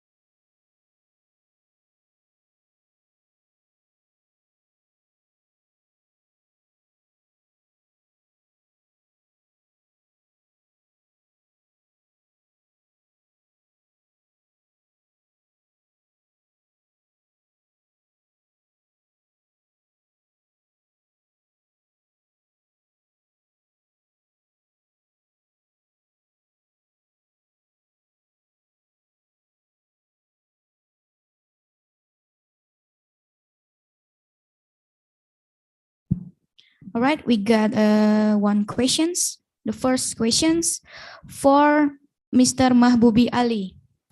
It comes from Denny Wahyuni Lubis. The questions is, good morning. I am Denny Wahyuni Lubis. I would like to ask to Mr. Mahbubi Ali, in your opinion, which is more likely to help the economy at this time, blue sukuk or blue bonds? For Mr. Mahbubi Ali. Thank you for the question. Of course, if you are asking from my humble perspective, because I'm the proponent of Islamic finance, at least from the last decade, I will go for blue sukuk for sure, as what we call as the catalyst for the economic growth, including for the for supporting the economy, marines and ocean related infrastructure and projects, and looking at the what they call at the trend currently, I think that there is a growing awareness and acceptance from the international market toward the Islamic finance instrument, including the green sukuk and blue sukuk, yeah, to finance socially responsible investment project. And it is for me the natural evolution, where the awareness from the market is not only coming from the Muslim dominated countries, but also from the countries which have Muslim minority, even some countries like UK, Hong Kong, for example, aspire, even Singapore aspire to become an Islamic financial center or hubs. That's why they are now in the pipeline or taking seriously the use of Sharia compliant instrument to support their economic project, their infrastructure and other One way to another is via the issuance of sukuk, including green and blue sukuk. And another aspect that I look at it, I look at that blue sukuk is more suitable to finance marine-related activities, or ocean project and others, and in general to support the economy, because a sukuk instrument by design are structured based on a specific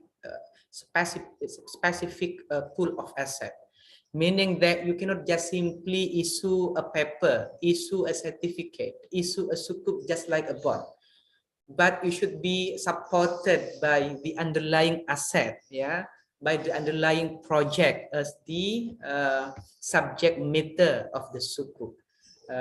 That's why from the economic point of view, the issuance of sukuk would contribute better than blue bond that only represent a certificate of obligation, a bond obligation. But in sukuk, it really and directly contribute and link to the development of project, development of asset, and in general development of economy, because the asset itself, the project itself, become the underlying sukuk issue, the underlying sukuk structure.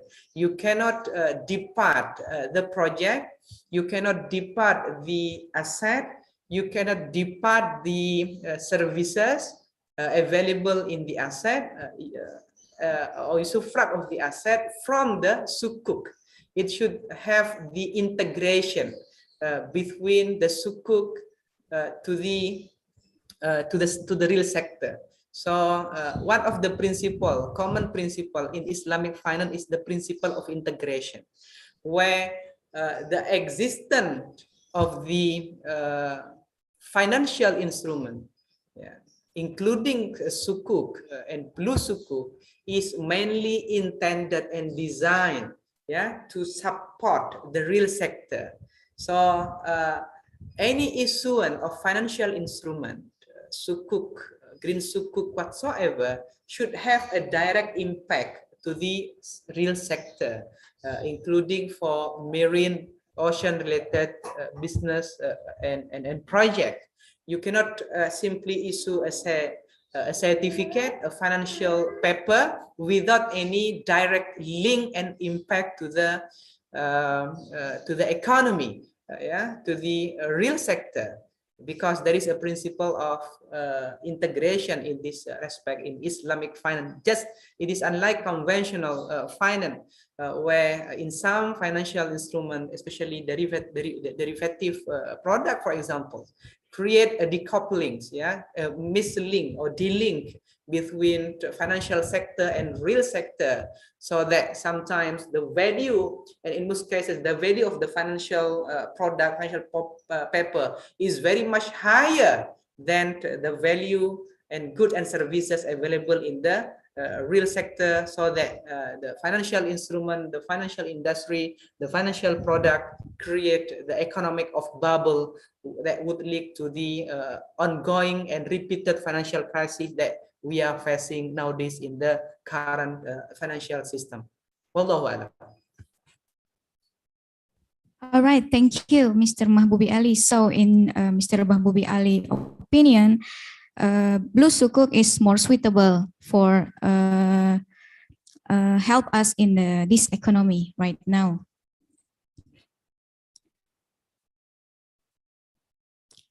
All right, is there any questions?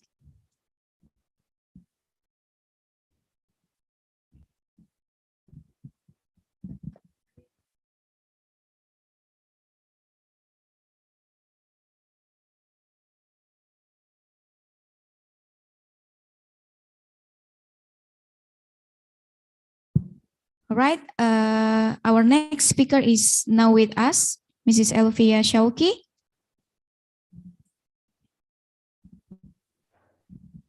Hello. Hello, Hello. Mrs. Elvia Shauki. Yes. Good morning. Can you hear my voice? Yeah. Is that clear? Sudah. Thank you for joining with us, Mrs. Elvia. Thank you. Yeah, before we go to the presentation, I would like to introduce you to all participants first. So for all participants, Mrs. Elvia Shoki is currently an active supervisor under the School of Commerce, UniSA Business School, and the Department of Accounting, Faculty of Economic, University of Indonesia. Up to now, she has graduated 1 honor student, 1 DBS student, dozen of master by research students, and 4 PhD students in the area of socially responsible investment and earnings management of listed companies located in Indonesia, Malaysia, and Jordan. Currently, Mrs. Elvia Shauki supervising 3 master by research student in the area of financial accounting and auditing, and 4 PhD students in the area of accounting education, accounting for public sector, financial accounting, and green investment. So, Mrs. Elvia Shauki, the time is yours. Okay. So good morning, ladies and gentlemen, and good morning, Bapak Ibu, the honorary speakers for this event. Assalamualaikum warahmatullahi wabarakatuh. So just to give you background that my research area is something to do with environmental and sustainability reporting, as well as on the sustainability engagement. So I'm highly involved with the community engagement, especially with people. I've done one research in the 5 territory in West Java on the role of middlemen, tengkulak, in West Java, in East Java, together with scholars from University of Brawijaya, Pak Dias Satria.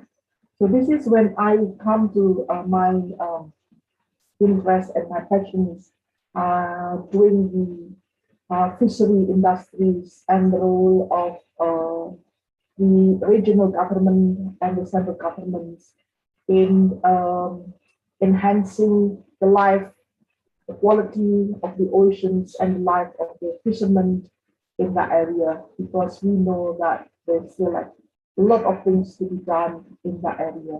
Okay, so good morning, and I hope my presentations are going to answer some of your questions, or maybe it's going to raise some of your questions as well. Comments, feedbacks are very, very welcome.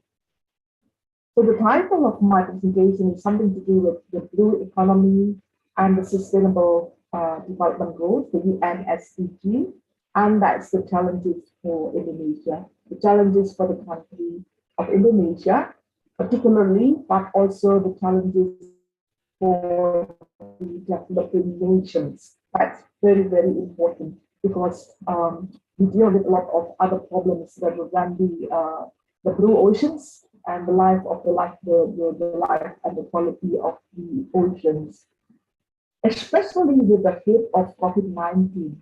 Okay? So the COVID-19 hits a lot with the quality of the oceans, as well as the quality of the fishermen, and also tourism industry after the pandemic. So I took this from the websites of UN SDG. Okay, so you can see it there.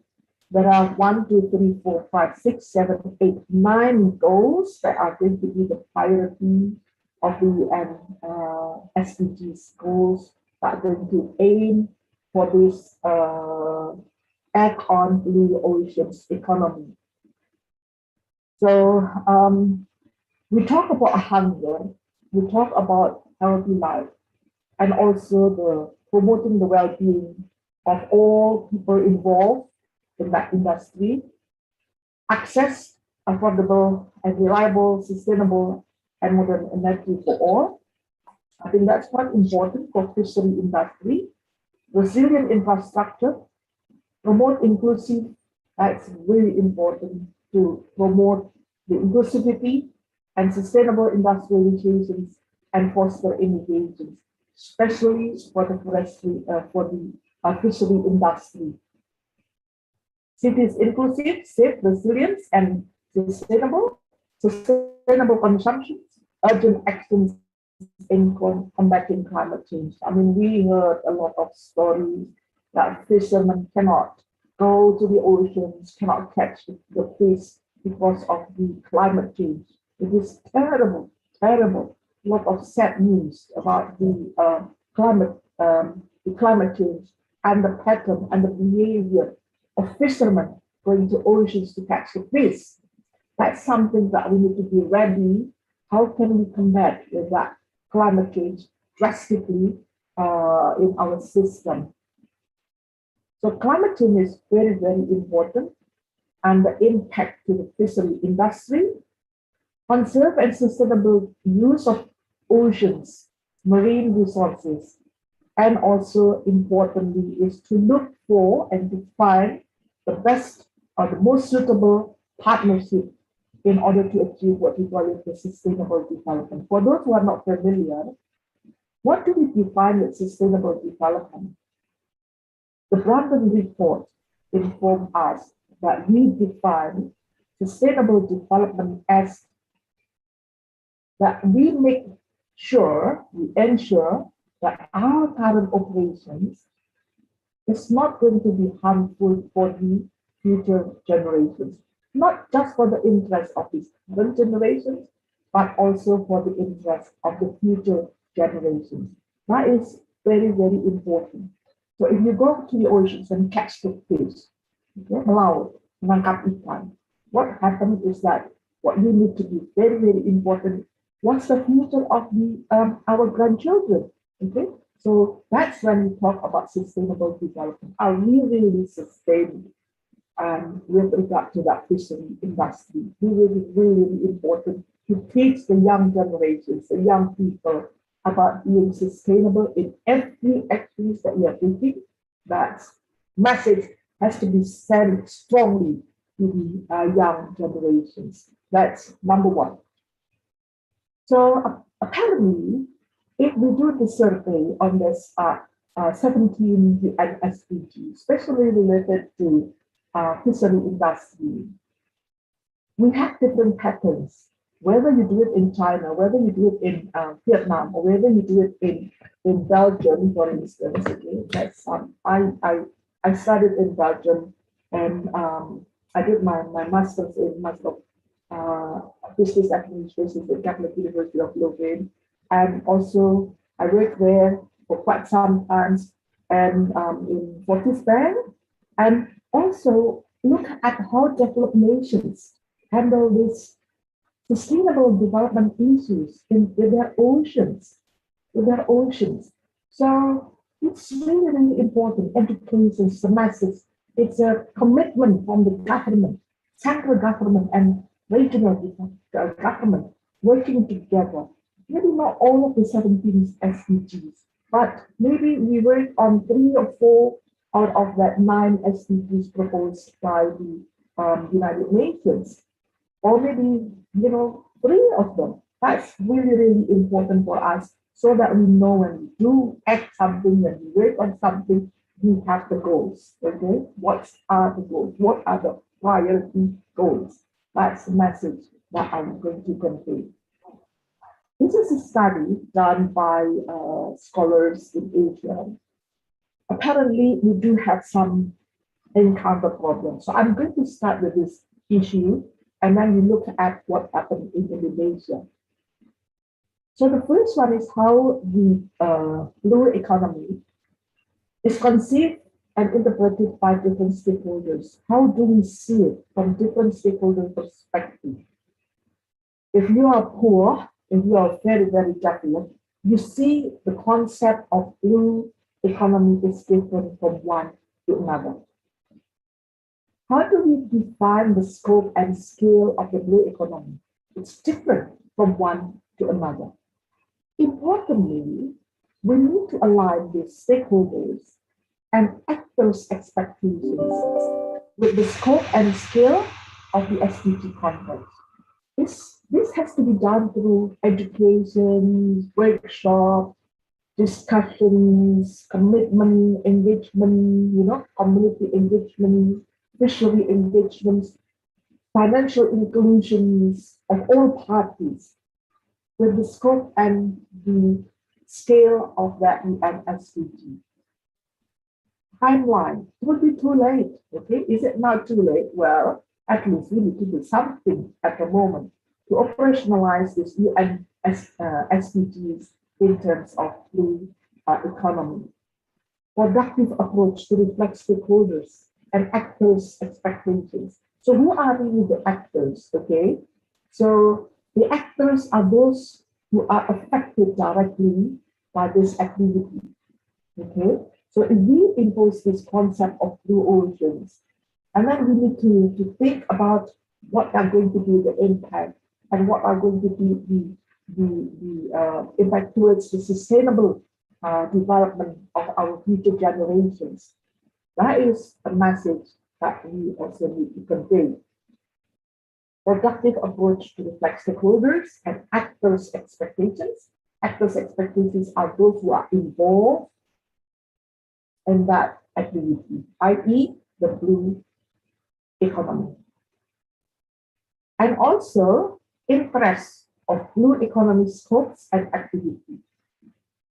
Importantly, when we conduct of new acts, new activities, very important though, we need to have a kind of like coordinations among different parties, okay? In my slides, I talk about MEBIC, I talk about PPI, okay? Tempat pelelangan ikan, tempat pemasaran ikan, atau unit pengelola ikan. And then also with the regional government, with the pemerintah daerah, with pemerintah pusat, with Kementerian Kelautan, all this with academicians, yeah, pendidik. Efficient and effective communication tools among stakeholders, policymakers, NGO, industry, scientists, local communities, and general public in blue economy sustainable development goals. We would like to ask and to invite, I think we do have a lot of students here, or scholars involved, research to conduct a lot more of research rather than what we have now, because the study on this theme is quite limited, to apply and further extend on stakeholder alignment in the quest to provide better understanding and solutions for the world's most pressing problems. Try to dig the phenomena. What is really the problem? How come fishermen are very reluctant to sell their fish to TPI? Or how come that they can't survive in the business because there's the high reliance towards the middleman, the Kulak, and things like that. So how can we break this strong bond between the two? That's something that we can elaborate further through our research in this area. Just to give you an idea, this is taken from the OECD sites. It's a brand new data, so it's the latest data. Indonesia's ocean economy has more than tripled in the span of 5 years, contributing about $256 annual gross value added. That's measured using GDA in 2030 and up from 73 billion in 2008. Okay, so that's a study conducted by Epartia. GDP as contributes towards 28%. That's huge. On 6 ocean-based industries, so that Indonesia has the largest ocean economy across Asian countries. Well, we have the benefit because Indonesia consists of archipelago, and that from Sabang to Merauke, we have a huge amount of potentials from the oceans. compared to other countries in in East Asia Pacific, is somewhat different in terms of compositions. And we do have relied on the fishery industry up to 80% of its ocean economy. And that is something that we need to pay attention. We need to pay on more focus on it for our research, for our engagement, for our commitment towards the blue economy as well. The expansion of Indonesia economy has contributed to the country's strong economic dynamism, recorded since after the Asia regional crisis, which was hit us in July 1997. Indonesia is the largest economy in Southeast Asia and upper middle economic country since 2019. Though we do have the COVID-19, but still, all the figures are still, well, maybe declining, yes, a bit, maybe a little bit, a lot, but still, the contributions from the ocean's economy are quite significant. The tourism industry, the fishery industry, of course, are affected by the COVID-19, of course. I mean, we can't deny that, okay? So it's always an impact, but it's not just us, it's everywhere around the globe that we are impacted by COVID-19. Now, the thing is that how can we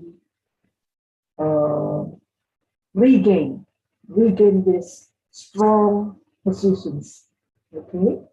After we come back from this PPPM, it's what we call it social distancing, and things like that, okay?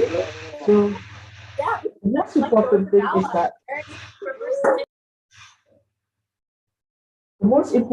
is that those that are pandemic, global pandemic, but we can survive. We have the challenge, we have the opportunities at the same time because of the pandemic. The oceans gets bluer. It's more blue rather than before. It's healthier rather than before. Why? Because those who pass the oceans are like decreasing. Those people who come and visit the exotic places, exotic islands, are decreasing because a lot of countries ban their flights. Like I live in Australia, we have no flights basically, okay, since March 21st, 2020. So that's limit also the pollutions that goes to the oceans, and that's going to be a good opportunity for us to regain these destructions before, and also to improve the quality of the livelihood under the oceans. That's a good message that we have there. Due to COVID-19, Indonesia economy contracted sharply. It's a -1.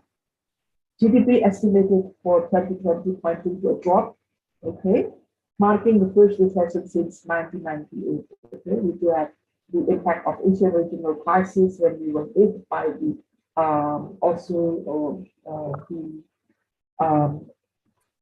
step down of Suharto at that time.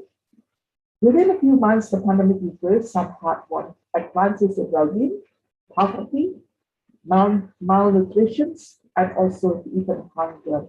It's increasing, not just on the fishery side, but also in the rural area and also in the urban area. Indonesia, if it is ranked based on the health index, it is ranked as number 137 out of 221 countries. Indicates that we do have low sustainability, largely driven by unsustainable seafood harvesting practices and tourism. This is the data that I got from the OECD sites 2021. Oceans pollutions, especially now that was with the mask, with the face mask, okay? So I really would like to encourage you not to use the face mask that is perishable, that you can throw it away, and especially that can go to the oceans. Use the one that we can wash with, okay? Use the one that we can recycle. do not use something that's reusable, and then at the end it's going to go to the oceans and it's going to drag the fishes, the turtles, and everything, the livelihood under the oceans. Oceans pollutions might get better because of the COVID-19, might get better. Okay, so affecting the health of the communities as well as the profitability of community, many economic sectors, and that is including the tourism, hospitality, and also for the fishery industry.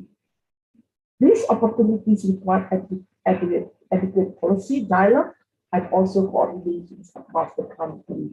Because also at the same time, we do have the benefit of having the profit, but also we do also have the challenge and the obstacles because of the fishery industries are not that really high. The demand from the oceans are not that really high.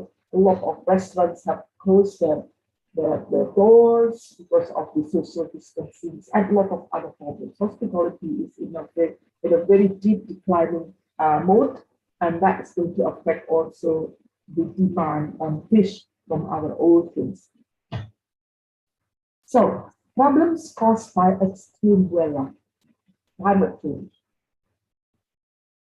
I took this from Compass 2020, extreme weather that's occurred evenly in coastal area in the past years, and that has made the fishermen quite problematic whether they go to the oceans or not, okay?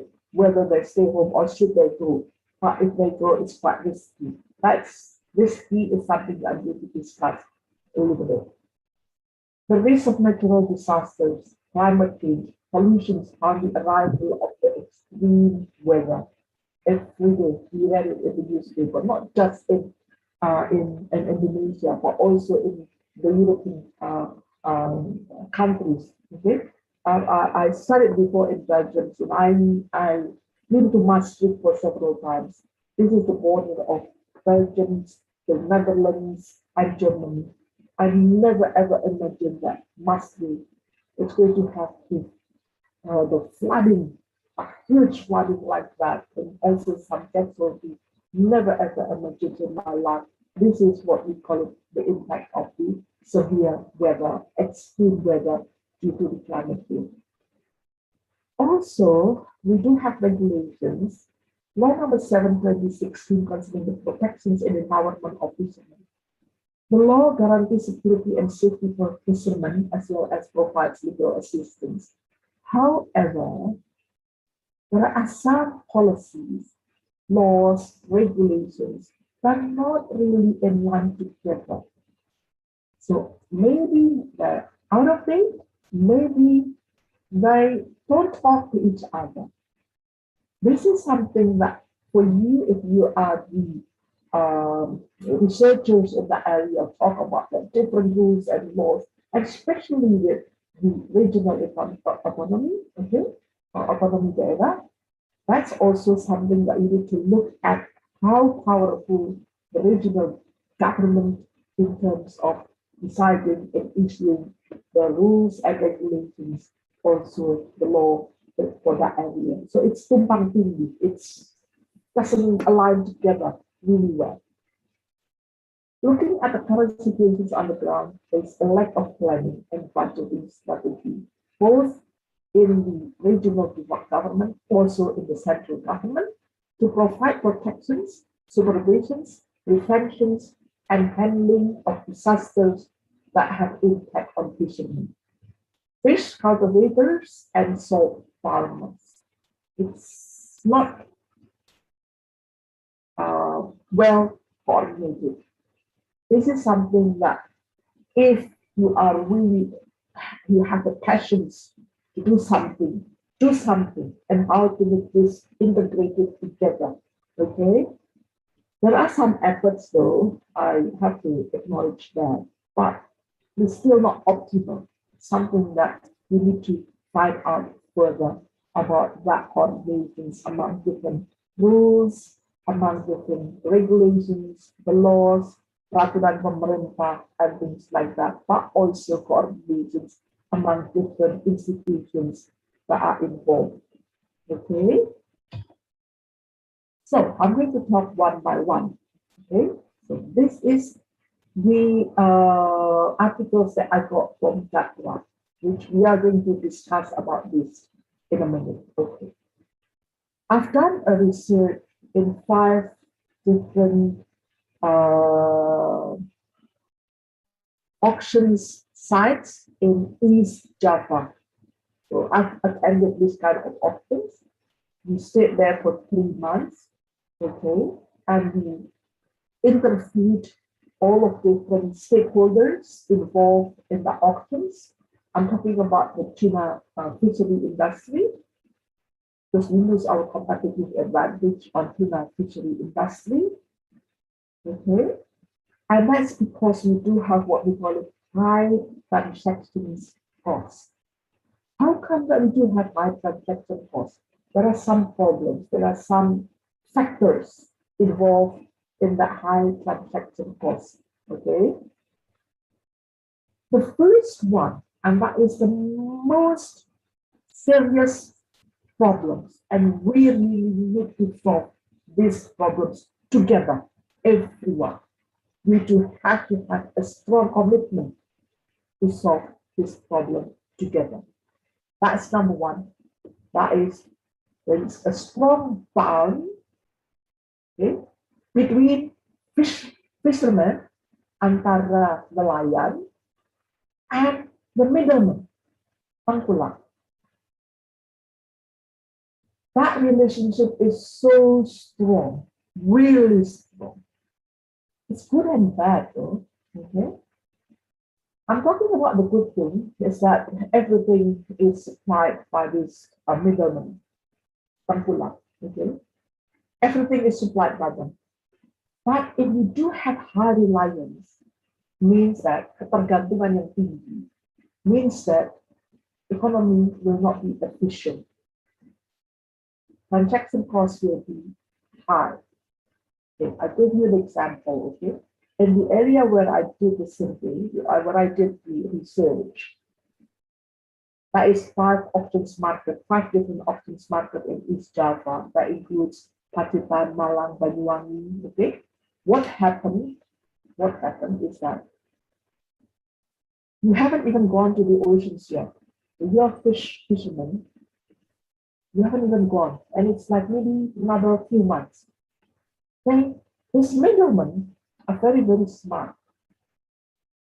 Okay, they give you money before even you are having have a plan to go to the oceans to get the fish. You kasih uang ijon, okay? Start from the beginning, and even you haven't even planned. It's still like 2 months to go. They already give you kind of like ikatan. Okay? Ikatan, contract. They ask the fisherman, what do you need? Well, I need to have something for my children. They're going to go to school soon. When? July. Okay, how much? 2 million. 2 million rupiah. Okay, we gave you that. So, another one. I need to repair my house. My house, it's with, leaking, water, and things like that. Okay, give another one. Give another one, and give another one, and give another one. Even before they go to the ocean. So what happened with that? Once they come back from the oceans, they can't sell their fish freely.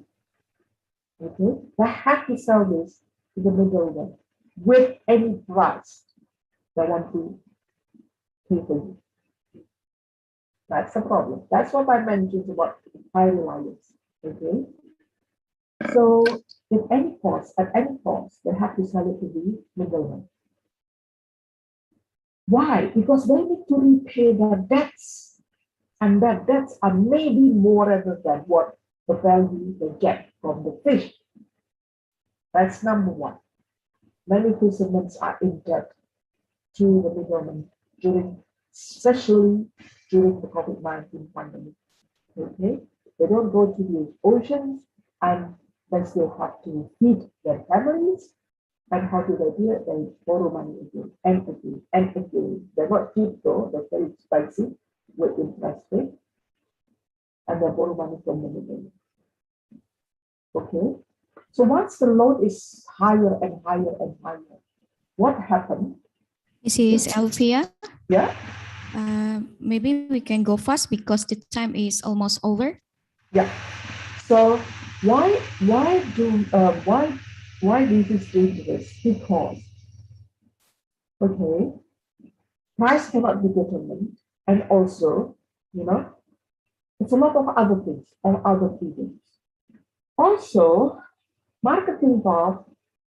Fishermen choose to sell it directly to collectors or middlemen instead of offering at the TBI, for instance.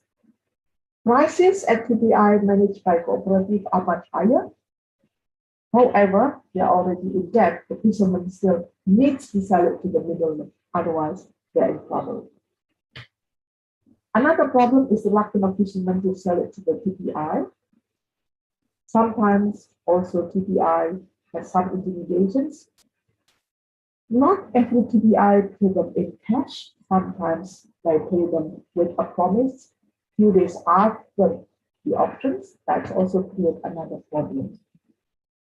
The UBI also becomes the competitor for TBI. Unit pengelolaan ikan. They do have their own boats and things like that. Strong bond, I already mentioned earlier, characteristic of fishery products are perishable. That means you need to have high storage and cooling system. That is a lot of investments in there. And incapability of regional government and central government also to coordinate this matter.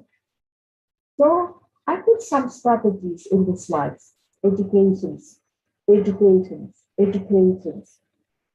competitions, the need for local government coordinations and the central government interventions in improving the livelihood of fishermen. Importance of government initiative in providing access to credit and subsidies for the fishing equipment. This is the conclusions that I'm going to give, and that is really important. The role of rural banks, yes, ERI, fintech. Maybe it's very, very important. Inclusions, financial inclusion. How come that this fisherman cannot establish what we call it, the e-commerce, working together with the fintech or with the marketplace to sell the products online? This problematic supply chains must be optimized through the establishment of online-based fish auctions place. Supports both from the central and regional government. Governance is really, really important.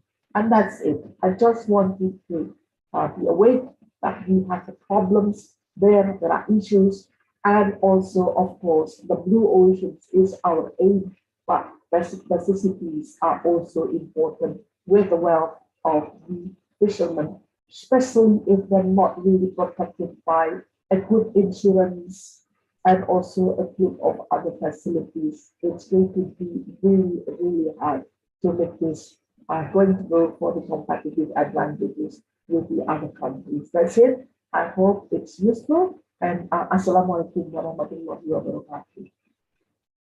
Waalaikumsalam warahmatullahi wabarakatuh. Thank you so much, Mrs. Elvia, for giving us such informative and interesting presentation about blue economy and the UN SDG for challenges to Indonesia.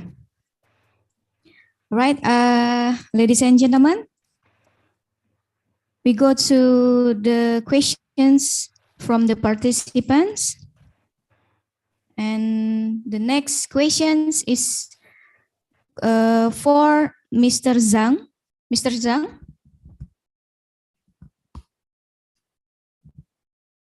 Mr. Zhang?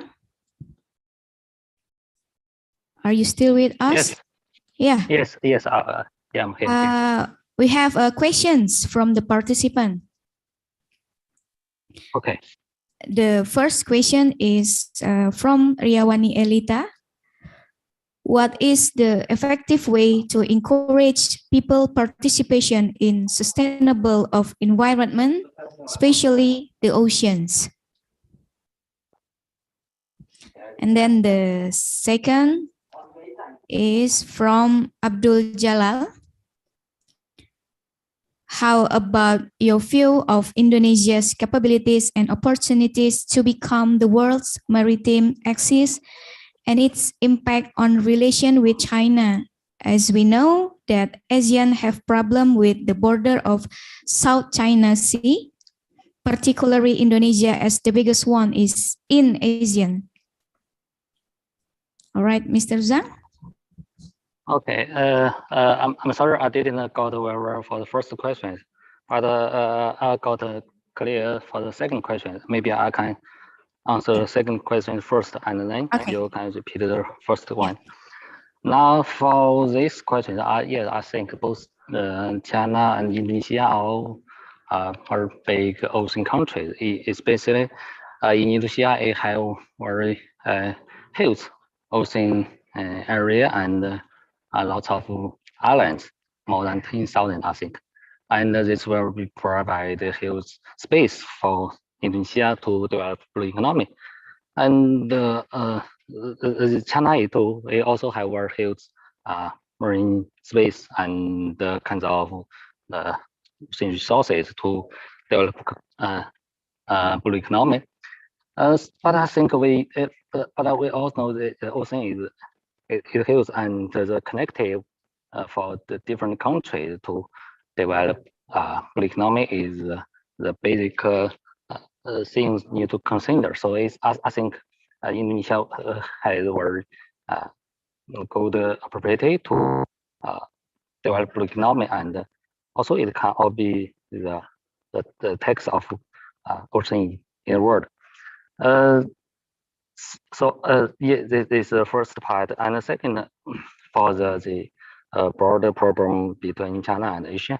I think maybe it's a political problem. I don't want to concern too much of this, but as introduced in my presentation, now lots of countries develop transboundary marine space planning that's to develop to concern the ocean development in a value of very huge, huge scale or huge a large ecosystem, and from this value maybe work together and to develop the blue economy together will be a benefit for both of the countries.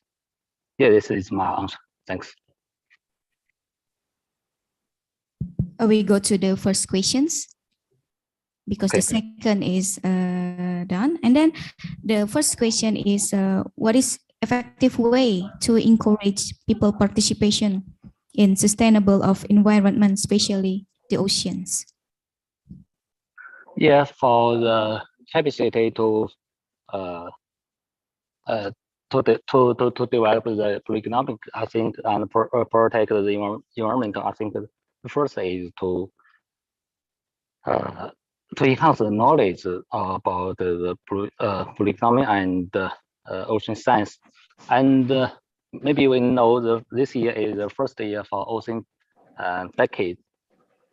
UN Ocean Decades as ocean science to push for the ocean development, and this may be a chance for all of us to know the ocean well and change the science of the ocean as a tool for the ocean development. And second, I think maybe need to mainly for the management of the ocean, we need to share or know the experience of ocean management and to work together to push the capacity. Yes, that's okay. Thanks. Okay, that's all. Thank you, Mr. Zhang, for your answer. And then we go to the next questions.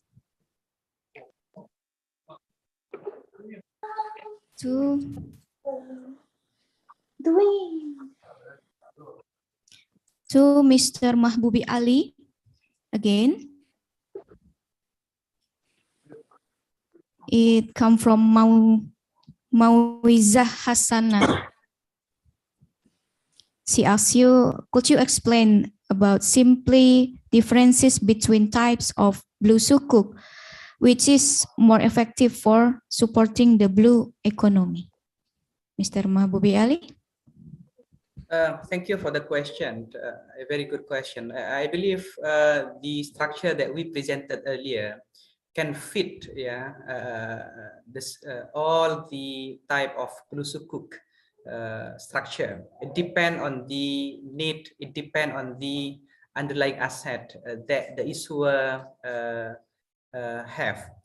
See, for example, if the issuer have the intangible or intangible underlying asset to be issued to be used to structure blue sukuk, then the concept of murabaha structure, sale-based contract or lease-based contract like ijara, even istisna can fit for this purpose.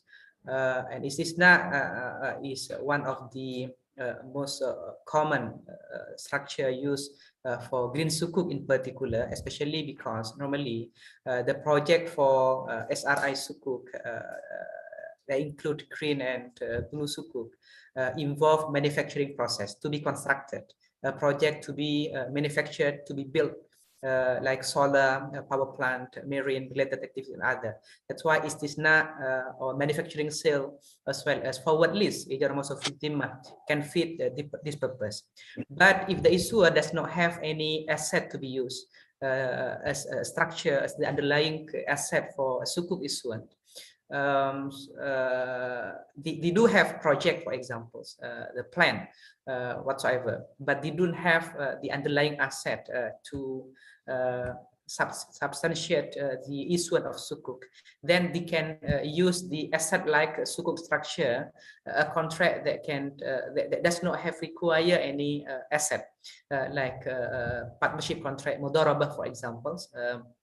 Profit and loss sharing concepts, musyarakah and other, it also fit this purpose. So Sharia scholar normally call this structure as asset light sukuk, a sukuk which does not require any asset as long as it does have a specific project involved.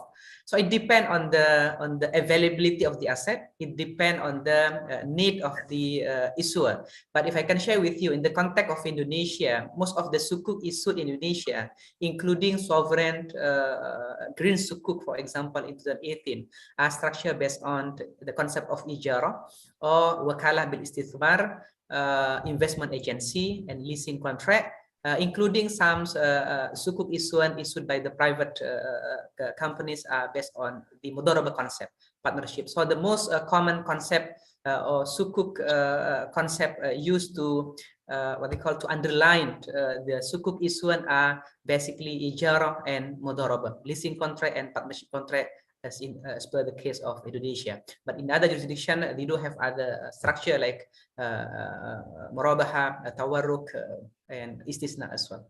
That's all. All right, thank you, Mr. Mahbubi Ali.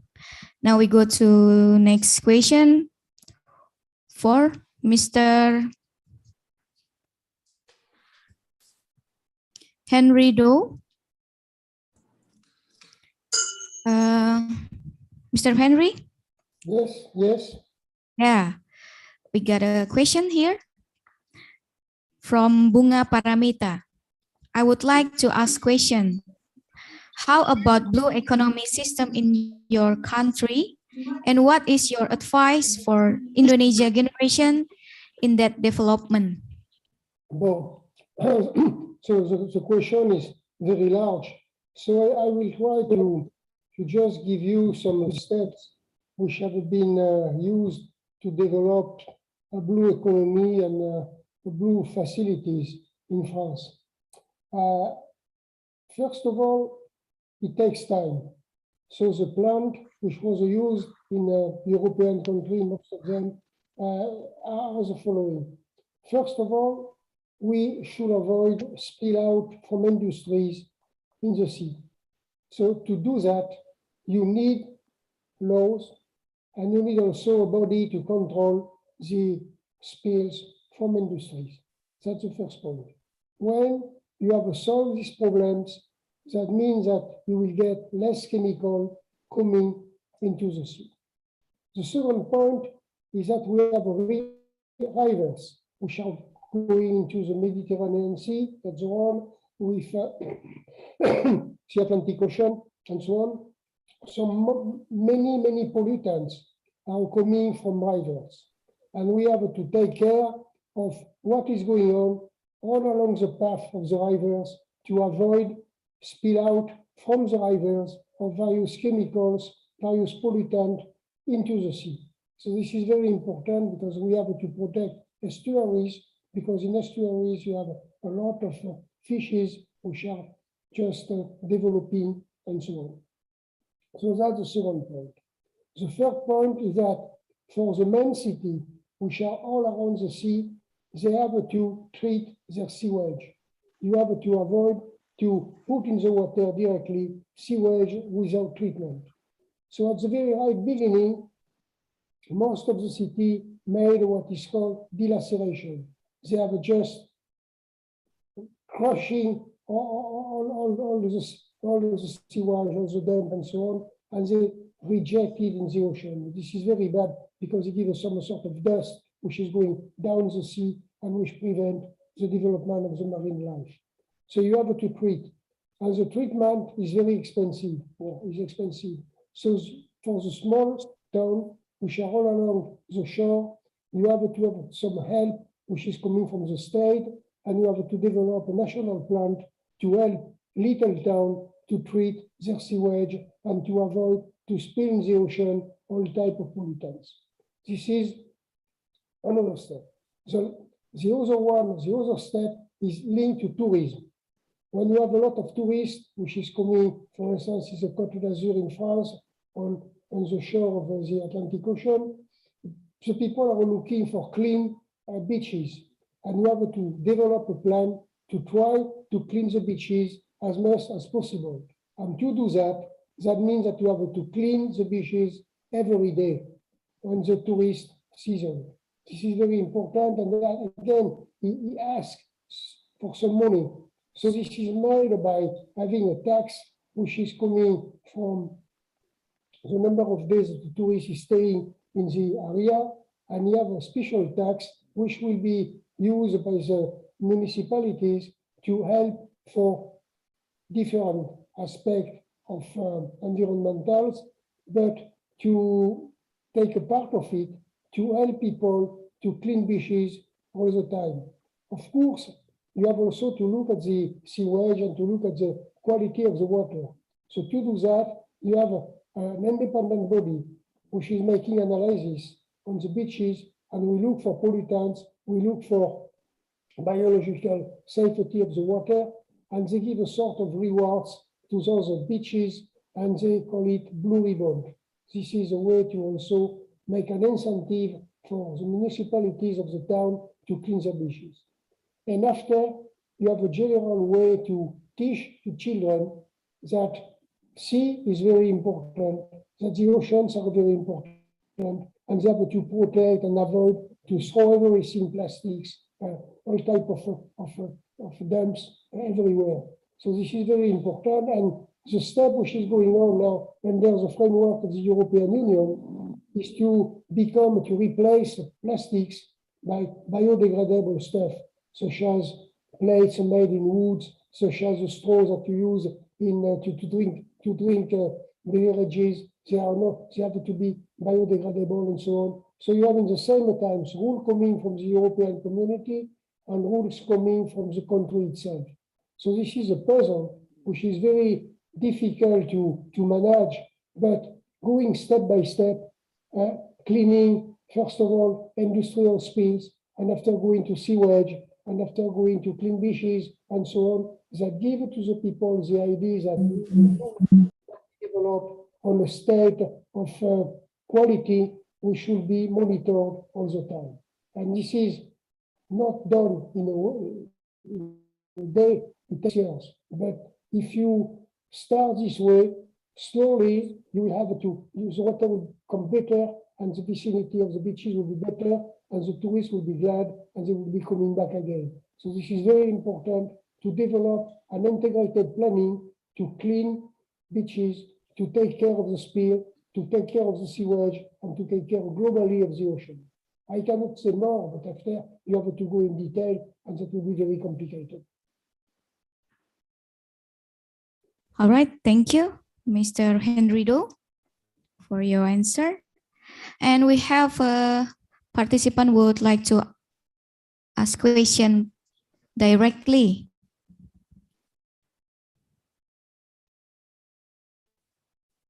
Right, for the participant. Yes, are you listening my voice? Yeah.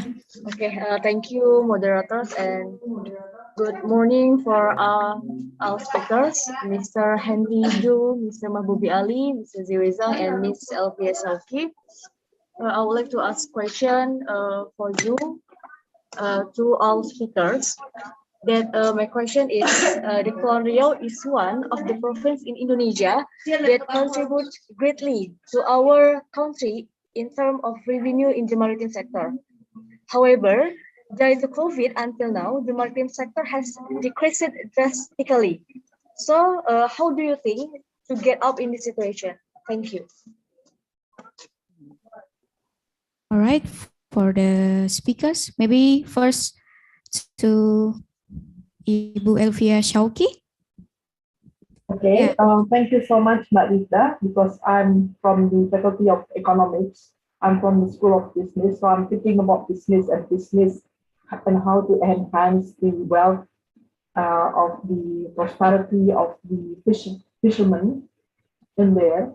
I think the operations, what we have now, it's not that really optimized. In terms of transaction cost is quite high with the existence of the middleman, the strong existence of middlemen. And also importantly, we need to move to a more sophisticated way of marketing. Okay, so a lot of stories when the fishermen cannot sell their products, cannot sell their caught because the marketing strategy is not optimal. So now with the existence of disruptions technology, disruptions economy, they have to change drastically from traditional marketing, traditional selling to more sophisticated selling through e-commerce, e-business, and e-marketing. And financial intelligence needs to be optimized, melibatkan involved all parties involved in that fishery industry. So that's my answers, Mbak. All right, thank you, Ibu Elvia. Well, we go to another speaker, maybe. Mr. Zhang, you have answer for last questions? Or to Mr. Mahbubi Ali? As my presentation demonstrated, I'm looking from the supporting aspect of the blue economy. So one of the important aspects that should be enhanced and included in any project, any initiative that including to develop the marine related infrastructure in Riau, for example, is how to have effective and efficient funding and financing instrument. And one of the mechanism that may be considered for this purpose, to serve the purpose, is by way of issuance of blue sukuk by the government. For example, the initiative can be initiated by the government of Riau to develop the marine infrastructure, ocean-related project using the proceed from the sukuk issuance. And I propose the sukuk compared to blue bond, because Riau is one of the region in Indonesia, which mostly Muslim-dominated region. So that's all. Yeah, thank you, Mr. Mahbubi Ali. Now we go to Mr. Henry Do. Okay. Yeah. I will answer on 2 points. One which is very general for Indonesia, and which consists to sort all the garbage that people bring. You have to be to sort your garbage, to collect plastics, to collect glass, to collect all metallic parts, and for the rest of it, try to transform it either in compost, and if you cannot do anything else, burn it. So that means that doing it that way, you will have a lot of garbages which will be taken out from rivers, from the shore, from everything, where people are just throwing away everything. When I visit Indonesia, I have been struck by the amount of plastics that the people throw away everywhere. So you have to avoid it because the plastic is going to the sea, it's just degrading in small pieces and so on, and this is very bad for the health of marine life. So the first solution, the first aims that you have to do is that you avoid to throw away most of the garbage, because when you throw away garbages, slowly but surely it'll go down in the street, it'll go down in the ocean, it will go down by rivers, it will go down by any type of things, by the rain and so on, but it will reach the sea anyway. So you have to avoid to also the pollution coming from the land. And this is true also for fertilizers and so on. So you have to manage this part. Okay. After, you have another thing which is very important. When you are developing projects for everything which is, I will say, closer from the sea, you may have factories, you may have boat repairs, you may have fisheries and so on. What you have to do when you develop this project, that part of the project should be devolved to something which is ethically suitable. I mean, by ethics, you don't have to spoil the ocean. So in all the project, we should have a part which, instead of throwing away all the stuff in the street and in the sea ocean, because this is fairly cheap, if you do that, of course, you save money, but you really spoil the ocean. You have to have a part of the project which should be devoted to a sustainable development of the project itself. So this is very important to include in all project one part which is an ethical part. And if the project is dealing for factories, from land, from everything which is close from the sea, you have to be sure that no, I will say, bad effluent will reach the sea, or if you throw something in the ocean, you will have to make an epuration first, a treatment first. So those are two ways to look at the problem will facilitate at the end the development of a global spirit of the people, which will make them aware that garbages is not a way to throw them away. You don't have to throw away everything. Then you have to use less plastics. You have to manage to collect all the dumps that you are making, and out of that you will have some sort of incentive for people which will push them to a sustainable behavior, and that will be better for the country, better for the sea, and that could be an example for all the countries. So take a small part of Indonesia and try to develop some sort of social laboratories where people will take care of the ocean. You have a lot of islands, and this is very important, because if all the islands throw away everything in the ocean, the pollution will be increasing. So you have to have an incentive going from the local government, going from university, going from school, to make people aware that throwing away everything is very bad, and they can collect it. And if you collect plastic, if you collect glass, if you collect all metallic pieces in the garbages, you can make money with it. So you can build some sort of industries of sorting, treating, and making compost and everything from garbages. And second of all, in project, as I told you, part of the project, not all of it, of course, but a teeny part, should be devolved to an ethical behavior, and means making sustainable the activity closer from the sea. I can tell you more because after we have to develop and globally speaking, this is the feeling that I have what should be done. All right, thank you, Mr. Henry Do. Now we go to next participant. The next question from Intan Juwita. Assalamualaikum warahmatullahi wabarakatuh. Good morning to all the participants and all speakers. It's an honor for me to be able to discuss about blue economy with all the great speakers in here. So my name is Intan Juwita Sari. I would like to ask to Mr. Mahbubi Ali, at the area where I live at Kepulauan Riau province has the thing can be separate. The both things are Maritime and Islam. Our population is mostly Muslim and the occupation of the population is mostly fishermen. So my question is, can you tell us how we can apply blue sukuk to our fishermen's life? Because as we all know, the blue sukuk has a great potential and many benefits.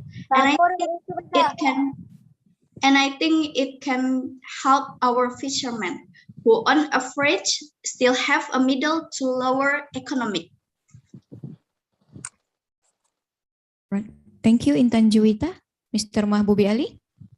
Yeah, very simple response to that question. Basically, blue sukuk can fit this purpose because the sukuk will not only be issued for large companies involving large issuance of amount, and also the investor may also come from a retail investor. And we can see the government of Indonesia has put some very good example to issue a series of retail sukuk, government or sovereign sukuk, including green sukuk in the past 3 years. So many investors can come in, be it from large investors, even retail investor with very small amount to contribute or to invest in this blue sukuk to support the fishery activities. And the proceed of the sukuk can be used to enhance or to develop the infrastructure to finance the fishermen and others. So the structure can be based on Mudharabah because it is based on a project where the issuer, which represent the fishermen, are basically the investment manager to invest the proceed from the issuance of a blue sukuk for these fishery activities. So any profit will be shared in accordance to profit sharing ratio, of course, with some indicative return in nature. I believe my slide is quite detailed in this respect. So you can basically opt for any suitable structure. They are fit for to serve the need of fishery activities and fishermen.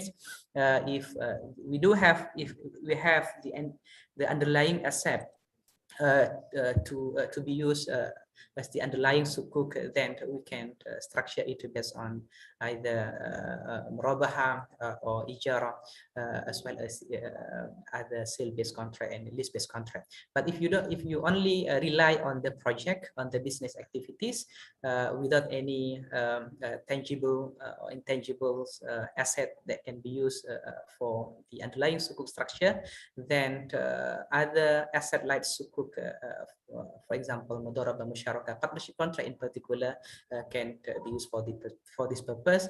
And the issuance will not only to involve the large amount, but it can be for small amount, and to cater also the retail investor. And other basically alternative is basically to get financing from Islamic bank as well to support this purpose. All right, thank you. Oh, yeah, still going on? No, this one, thank you. Thank you very much, Mr. Mahbubi Ali. Now we have another question for Mrs. Elvia Shauki. It's from Bahril Wahda. Yes, Mrs. Elvia? I can read the questions, but in the Yeah. chat box. Yes, okay. So thank you, Pak Bahril Wahda. So thank you so much for your questions. To answer these questions, I really need to know what makes the government decided to import the salt. What is it? I would like to ask, as you know, the government decided to import 3 million tons of salt. That's, I think, if you are a researcher or if you are an academician or if you are the practitioners, you need to explore further that kind of information. This is something that it's good for us to do a research. Why did the government decide to import 3 tons of salt if, as she mentions here, that the selling price of salt is already low? Okay, there must be reasons. Okay, forget about other things. Okay, but there must be reasons, or either the quality of our salt is not what they want. That's number one, the quality. Or maybe the amount of our salt is not sufficient enough to do it. But we need to look at carefully in how to address that. Because I believe the government has already considered a lot of different factors, unless they don't. Okay, so think about the quality, think about the quantity. Do we have enough salt? If you mentioned here, we do have it.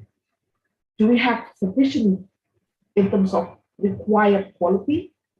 That is something that we need to investigate further. And I don't have that kind of information at this stage. So it's hard for me to say why this is the case and whether this is a good decision or not.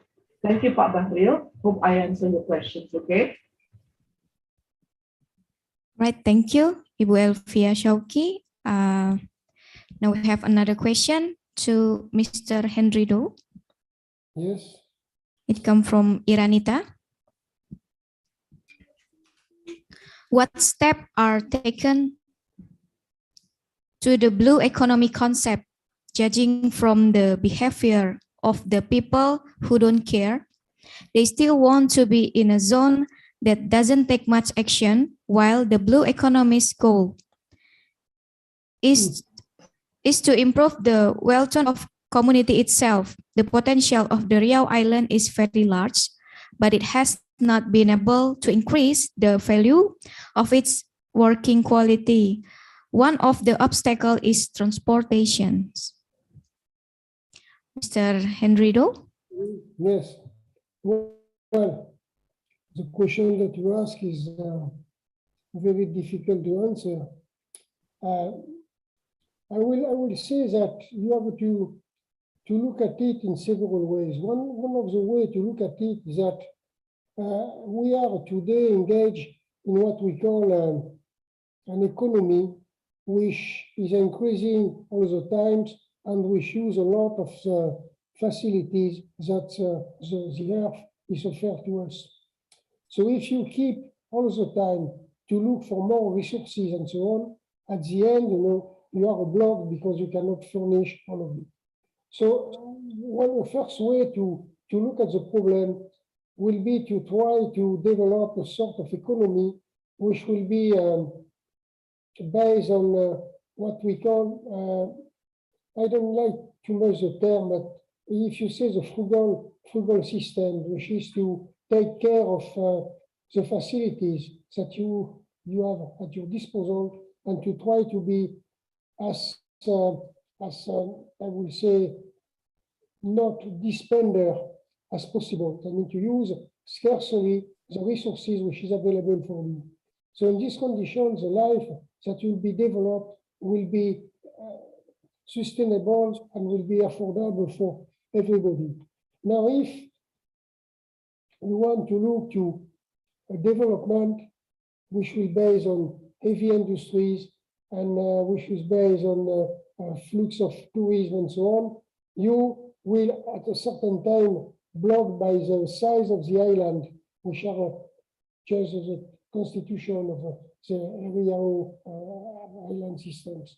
So you must look at different type of speed of development. One speed will be for the large area and the large island where they can develop a sort of economy which will be like, as I will say, the classical economic systems. And if you are looking after for the small islands, of course, the development should be different, and you should aim to have some sort of sustainable life for the people living there. And this is important to have this sort of frame of mind. And second of all, also, I don't know what is the state of the internet and communication between all the islands, but you have to also to make something available for all people so that they can communicate, exchange, and so on. This is important enough. Another point which is important for small area like island, this is to develop the concept of what is called circular economy.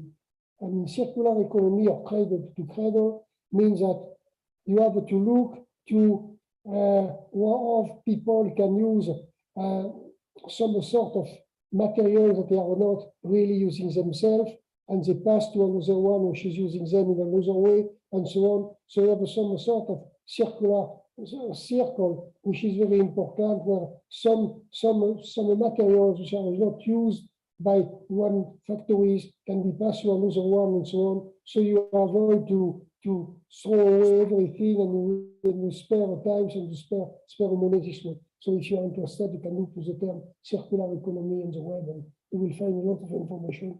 So this sort of systems are very important. What I believe is that when you have a lot of places, some of them very large, some of them very small, they can have all of them the same type of development, and the development should be in some sort of way linked to the local resources. And after, when this is working on the local resources, you can look ahead and enlarge your visions. But you cannot do everything at the same times.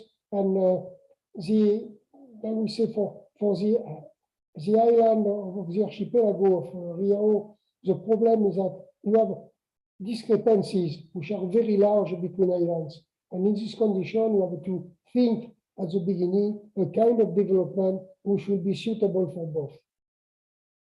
I cannot tell you more because after we have to discuss in details and see all the opportunities available on each island and so on. And from local resources, from agriculture, from fish, from tourism, and so on. All right, thank you, Mr. Henry Do.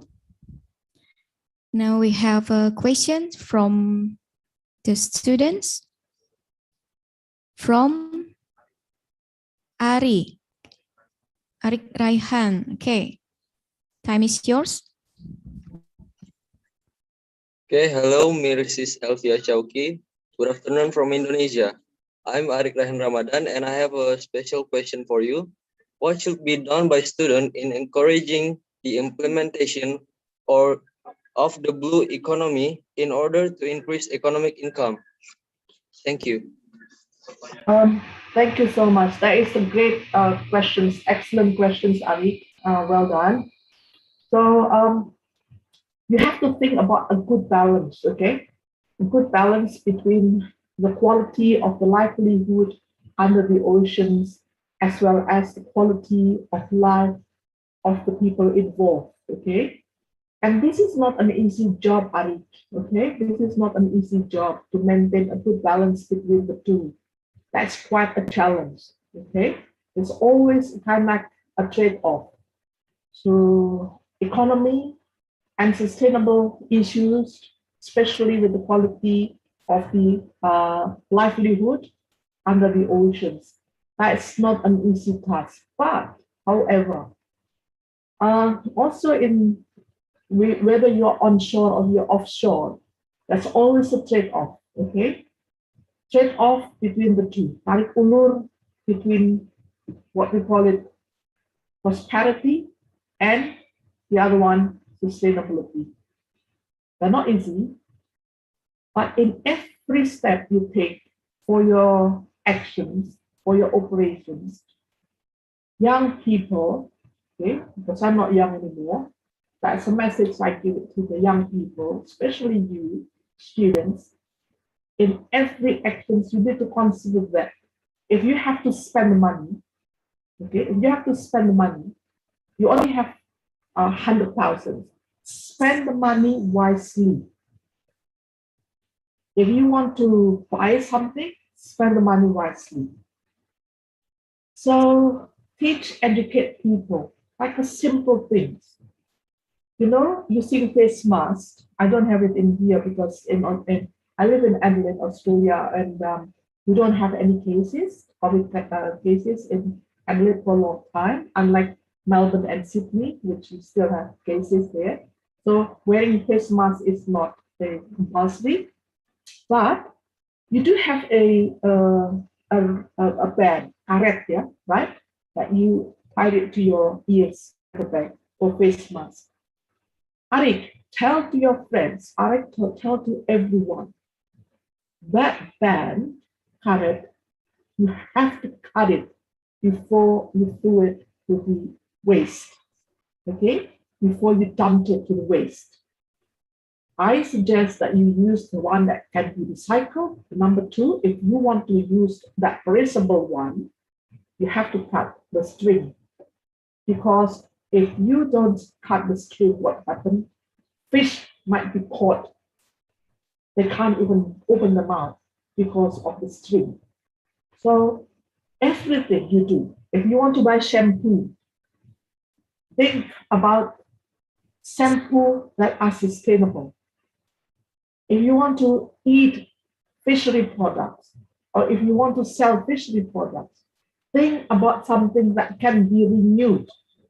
If something that can't be renewed, don't eat and don't sell. Okay? So that is something, everything you do, it's something to do. Can we recycle this? Can we renew this? Can we replace this? If you can't, then stop it. Don't do it. Okay? That's how we maintain that, at least from our small community, and it's going to get bigger and bigger and bigger. Why I said about shampoo? Because shampoo, if you have the shampoo that destroy the environment, they're going to go to the sea, they're going to go to the oceans. Everything will go to the ocean. And that's the reasons why you need to spend your money wisely. Did I answer your questions, Ari? Thank you. Thank you, Mbak. Thank you, Ibu Elvia Shauki. Do we have another questions from the students? There's one here, Mbak, from Daniel, Pak Daniel. Okay. Pak Daniel. Thanks for the opportunity. I would like to ask Mrs. Elvia Shauki, how can the SDGs be achieved if there is corruption in a country? Thanks. Maybe Elvia would like to answer. Yeah, that is a very good question, but I think I don't know who you are, but it's sad. We do still have a lot of corruptions, and especially with the regional autonomy part. You know, we read it every day. I'm still in the nations, okay? Having lived long time overseas, I've lived quite a long time in Belgium, and I've lived quite a long time in Australia now. I have to sigh a lot, okay? I'm not sure what is really the problem of us, okay? It's regional economy, autonomy daerah, it makes corruptions get worse, okay? So SDG, of course, cannot go alive together if there are still corruptions. In my slides, I talk about better governance. Governance, it has to be in all aspects. Okay, governance, a good governance means reducing corruptions, of course. So I think with the existence of the blockchain part, okay, this is something that we are going to face soon, okay. I hope and inshallah we pray with the disruptions economy, disruption technology, blockchain, blockchain. Blockchain is where rantai, it's a chain that are connected, strongly connected everywhere. So if you're in Kepulauan Riau, I've been in Kepulauan Riau to teach in a University of Kepri, and also I've been in Batam University to teach in Universitas Batam as well. So if someone in that pemerintah daerah, in regional government in Batam or in the Kepri, they make a kind of like a report purchasing computers an amount of 5 million rupiah. That one is going to go around the world. And you can't change it because everyone is watching you. This is the era of, we call it blockchain. And that blockchain will come, inshallah, soon to us. Okay? You see, if you go to the internet and then you're having a back pain, okay? Sakit punggung, right? So you go to the internet and then search in Google about the medicines for your back pain. In a second, you will get all these promotions about back pain, all the medications about back pain in a second. Your Instagram, your Facebook, everything. This is what we call it machine learning. And one day, these corruptions will not be there. I'm very, very optimistic because of the existence of the disruptions economy, disruptions technology, and the existence of blockchains. I hope, inshallah, we pray for that.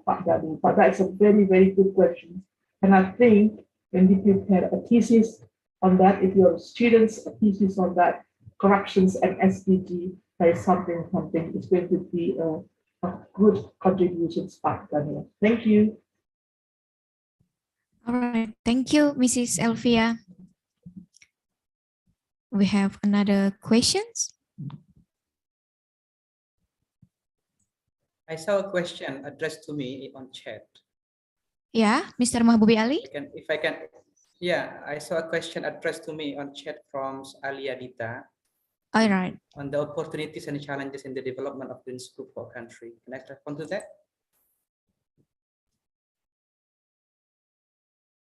So if you allow me to respond, thank you for the question. So of course, there are a lot of opportunities for the development of SRI sukuk, including green and blue sukuk, despite the challenges that we are facing in the country. As for the issues and challenges, of course, we are facing the secondary market for green and blue sukuk. The secondary market for green sukuk is very small due to a small number of investors holding sukuk fund and other institutional investors, which traditionally require robust secondary market for meeting the investors' liquidity and expectation. Another issue and challenges that we are facing in the development of green and blue sukuk is the absence of the standard and verification system for the performance measurement of green bond and sukuk.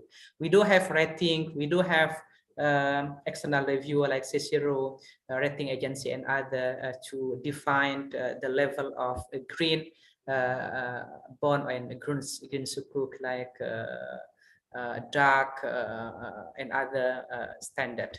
But we don't have basically an accepted international standard and verification system for this performance measurement. Then the third challenges that we are facing is on the issue of higher risk profile. So green and blue sukuk may expose to higher risk profile because many environmental friendly projects, including marine-related projects, involve a sophisticated degree of new technology due to construction and operation of green technologies.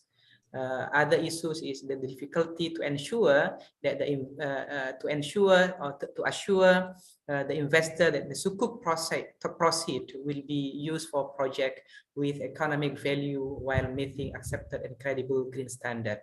A lack of classification of green asset, blue asset, and project by financial institution also prevent the pooling of green asset for green and blue sukuk issuance.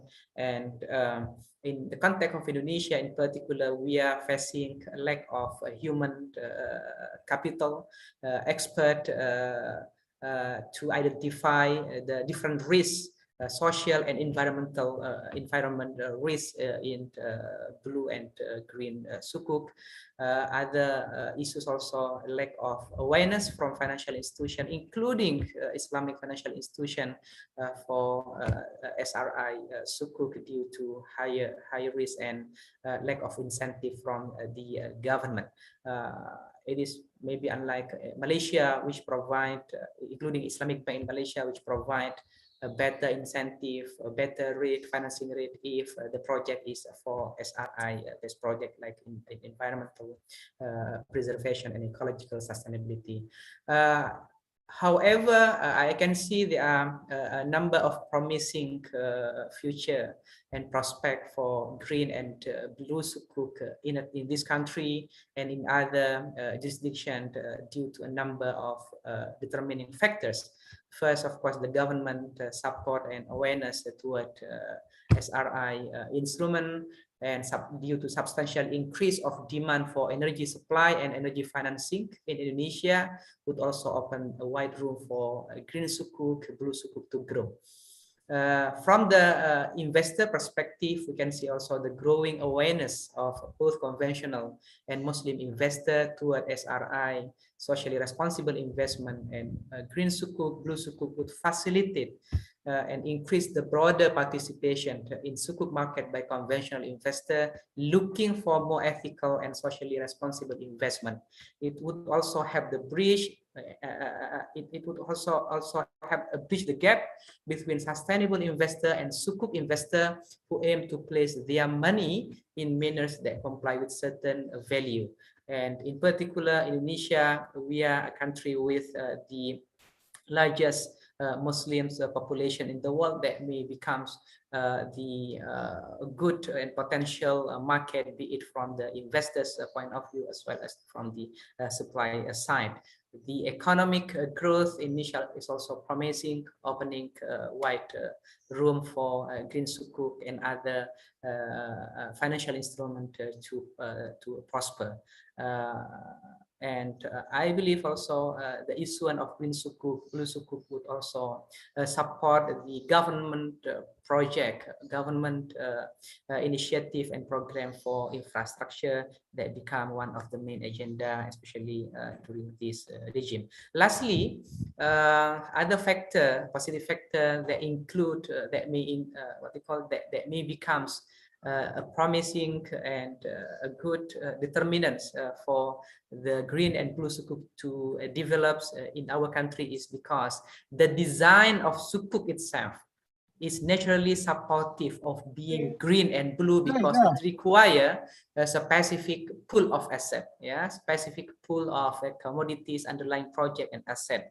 And the progress of green sukuk and blue sukuk is and has evolved as indispensable part of the natural evolution of the global Islamic financial industry and market. Thank you. That's all my response to that question. All right, thank you, Mr. Mahbubi Ali. Do we have another questions?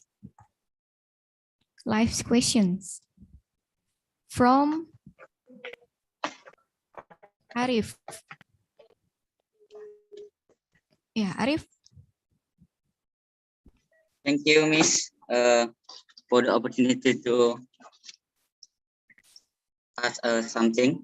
I want to ask question to Mr. Ziwei Zhang. Hello, Mr. Ziwei Zhang. My name is Arif. I'm from student Raja Ali Haji Maritime University. My question is, how the development of marine technology tools in China? I mean, the progress.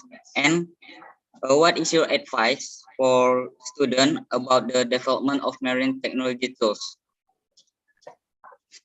Thank you. I think that's all.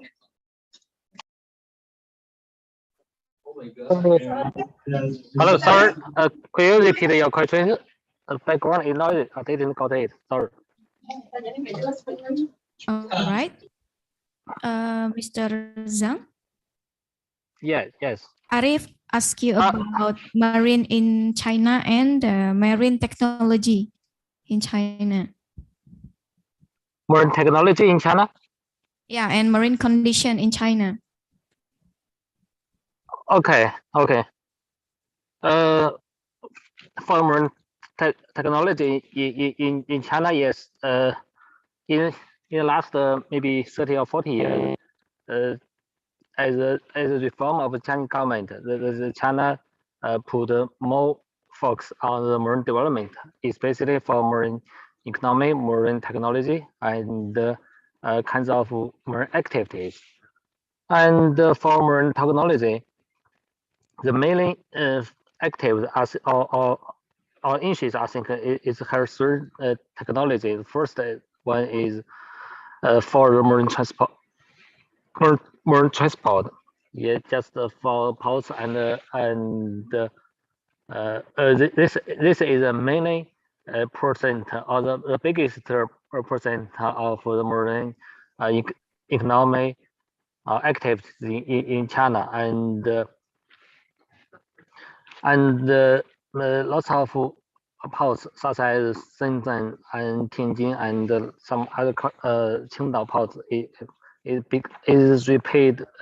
developed very rapidly and become the first very high rank in the port list in the world, and the government also put a lot of invest to this. And the second technology, I think, what we have done in recent years is for the marine agriculture and the marine fisheries. We know the Chinese people, China has a very huge population, and the food supplement is the most important thing, and so the government also put a lot of invest and develop the technology for the marine agriculture and fishery to develop such kind of technology to meet the needs for food. And the second technology is, I think, mainly focus on the marine how to use of the new energies, just such as the wind, the wave, and the tidal to plant the new energy to meet the needs for the energy. And I think this is the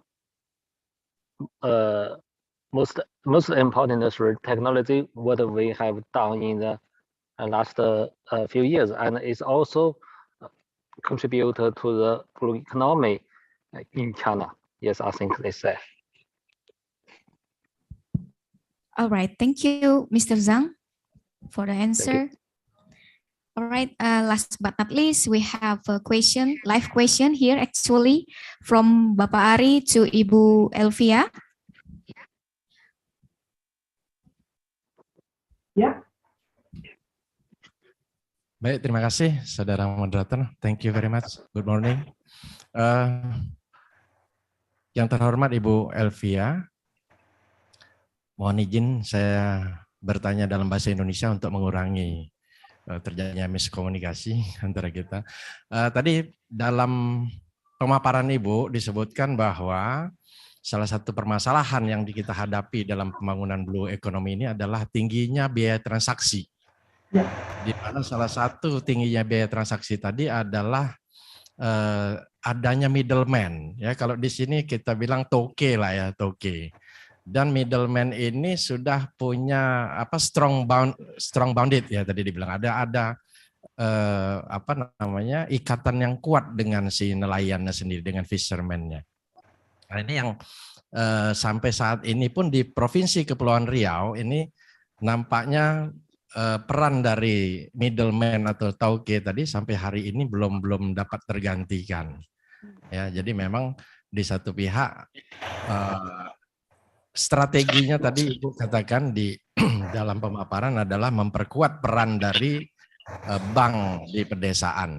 Cuman saya ragu juga apakah ini akan efektif atau tidak, karena bank juga biasanya punya prosedur. Sementara Toke memberikan uang, memberikan sumber daya kepada nelayan itu tanpa prosedur. Jadi kalaupun ada bank tadi kita katakanlah diberikan peran yang lebih kuat, bank pedesaan, saya ragu apakah nelayan akan menggunakan bank tadi atau tetap akan ke Toke juga, karena prosedurnya lebih mudah di Toke. Jadi pilihannya apabila memang kita tetap mempertahankan institusi Toke atau si middleman tadi sebagai bagian dari institusi dari pelaku blue economy di Provinsi Kepri atau di Indonesia, pilihannya dianggap sebagai sebuah sebuah local wisdom umpamanya. Nah, sementara kalau seandainya ini kita pertahankan, kondisi nelayan kita itu sampai hari ini tetap di level kehidupan yang subsisten, artinya tidak pernah keluar dari tingkat kemiskinan tadi. Jadi pertanyaan saya, bagaimana, apakah intervensi kebijakan yang dapat diambil oleh pemerintah pusat atau pemerintah daerah, jika kita ingin mempertahankan middleman tadi, bagaimana kita mengintervensi supaya tingkat kesejahteraan nelayan kita bisa lebih ditingkatkan lagi. Saya kira itu dari saya, Bu. Terima kasih. Assalamualaikum warahmatullahi wabarakatuh. Terima kasih Bapak. Terima kasih sekali. So it's very good questions, very valid questions. Let me answer this in English, Bapak. You hope you don't mind, okay? Bapak, boleh saya jawab bahasa Inggris? Iya, Ibu, silakan. Yeah, okay, so that everyone can understand, okay? If you want me to repeat in Bahasa, I don't mind because I speak Bahasa fluently as well. So, what happened? Our first paper talked about the higher transaction costs because of the existence of middlemen. And then when I talk further and further with all of the fishermen in the area, 5 auctions markets in East Java, it's quite massive, it's quite big, the transactions, especially related to tuna fishery industry. We found that you can't get rid of the middleman. You can't get rid of the middleman. And then comes our next paper. We haven't published yet, but we are going to aim to for next publications.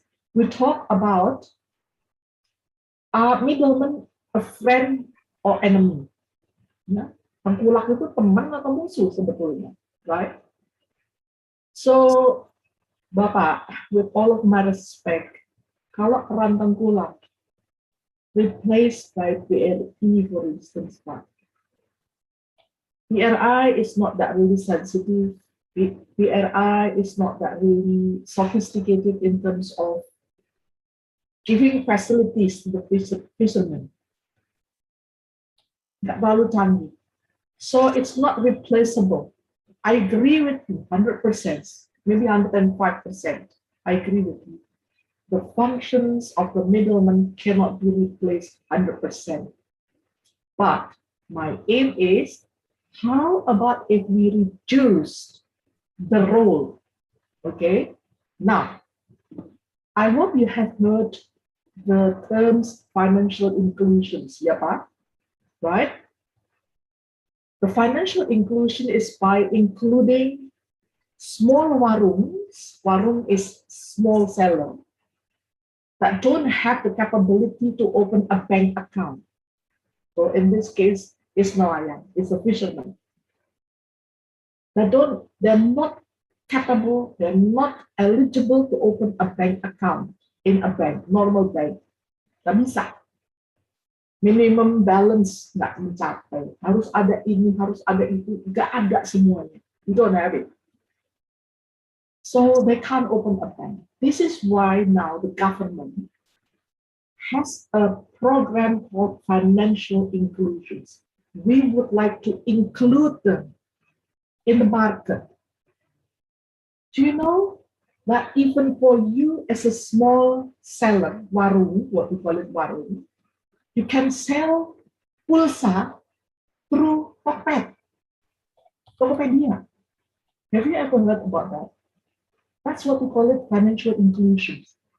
If you catch ikan layur or ikan nila, why don't you go to this e-commerce business? to cut all of the supply chain management. This is something that young generations have to work really hard, aiming for e-commerce in the fishery industry.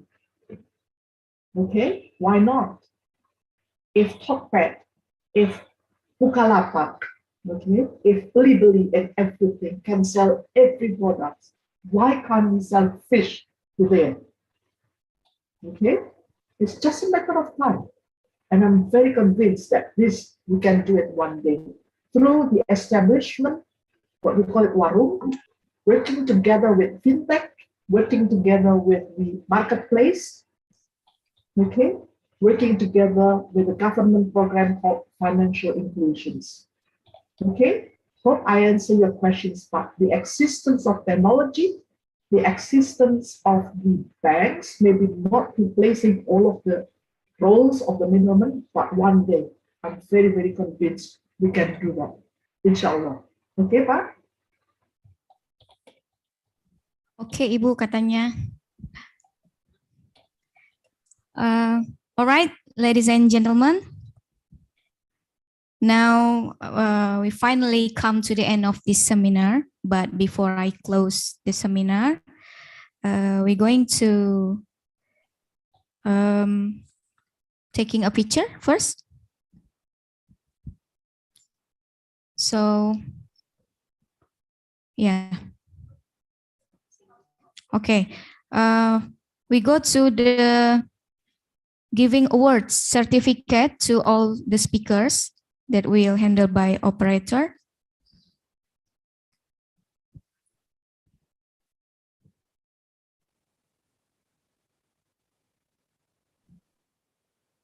Before going to the closing statement.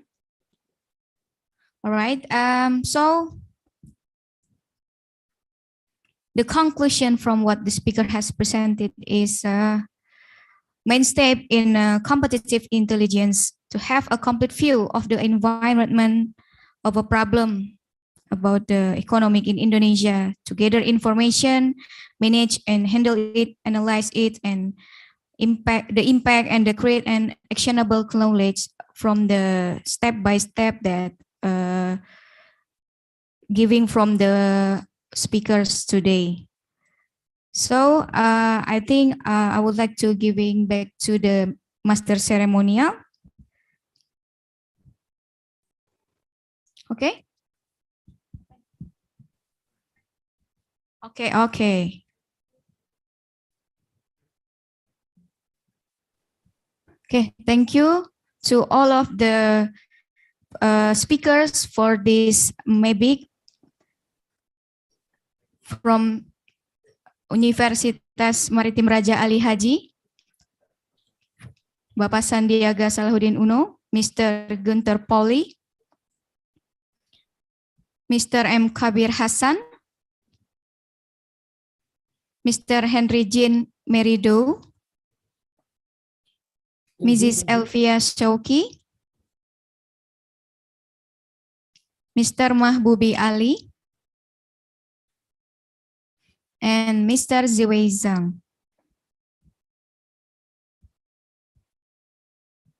Okay, that's all. Thank you. Now I will give it to Master Ceremonial. Thank you for your attention, for all participants and for the speakers. Stay healthy and stay safe there. Wassalamualaikum warahmatullahi wabarakatuh.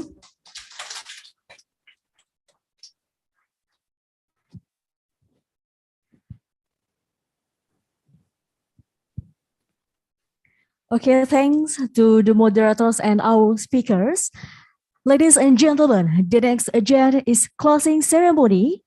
This event by Dean Economics, Faculty Maritime Raja Ali Haji University, Dr. Asma Husna, SAAK MMCA. To Dr. Asma Husna, SAAK MMCA, times is yours.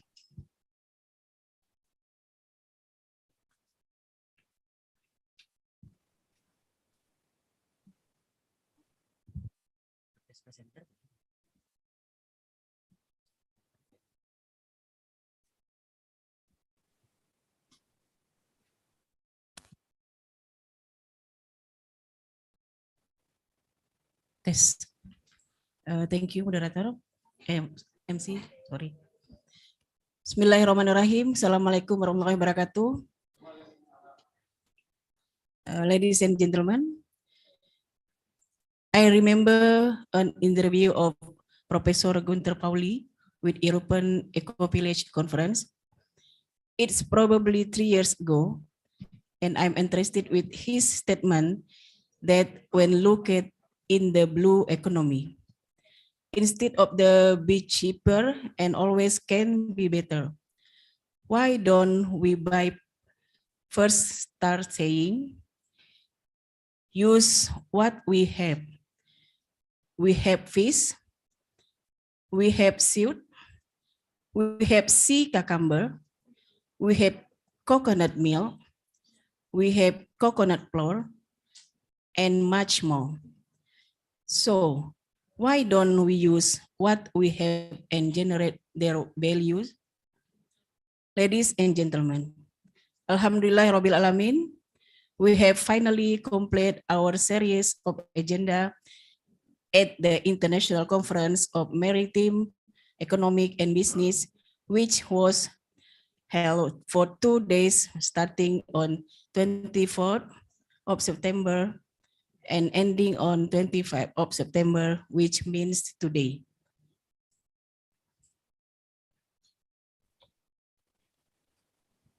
Eventually, I want to say thank you very much to the honorable speakers who have shared their valuable knowledge. All the committee members who have supported and made this event, I can say, a success. And to all the participants who are very enthusiastic joining this event. Thank you. Assalamualaikum warahmatullahi wabarakatuh. Thank you, Ms. Dr. Asma Husna, SAAK MMCA. Okay, ladies and gentlemen, I will announce that who get the best presenter in this conference. Okay, the best presenter in this Maritime Economics and Business International Conference. Number 1 is Mr. Gus Rizal. Congratulations. Number 2 is Mrs. Dwi Vita Lestari. Congratulations. And number 3 is Miss Riyawani Eliata. Congratulations.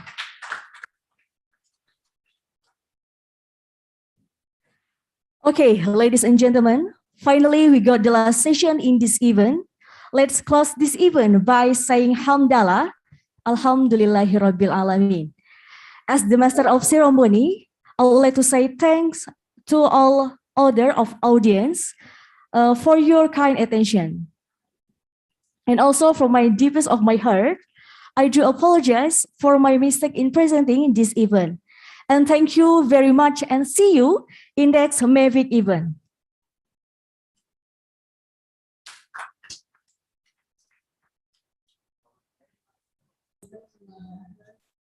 Thank you.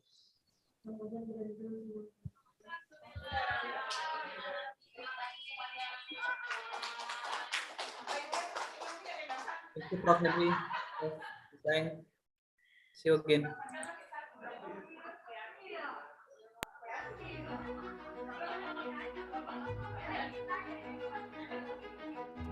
Sebagai salah satu wilayah strategis yang terletak di lalu lintas perdagangan internasional di Selat Malaka dan berbatasan langsung dengan negara Singapura yang menjadi pusat perdagangan dan bisnis Asia, Provinsi Kepulauan Riau diberikan limpahan rahmat dari Tuhan Yang Maha Esa menjadi salah satu sumber daya maritim terbesar di Indonesia. Universitas Maritim Raja Ali Haji didirikan atas keinginan segenap warga Provinsi Kepulauan Riau untuk menerapkan dan mengembangkan ilmu pengetahuan melalui penelitian berbasis ekonomi kemaritiman yang inovatif dan berkualitas. Maka didirikanlah Fakultas Ekonomi Umrah. Fakultas Ekonomi yang berdiri sejak Pondasi Umrah didirikan pada tahun 2007. Saat ini memiliki 2 program studi, yaitu program studi akuntansi dan program studi manajemen. Kedua program studi tersebut telah diakreditasi oleh Badan Akreditasi Nasional dengan berpredikat B.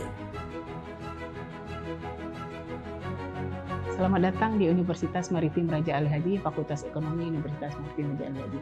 Saya Dekan Fakultas Ekonomi Dr. Asmaul Husna, SEMM AKSIE, mengucapkan selamat datang di Fakultas Ekonomi.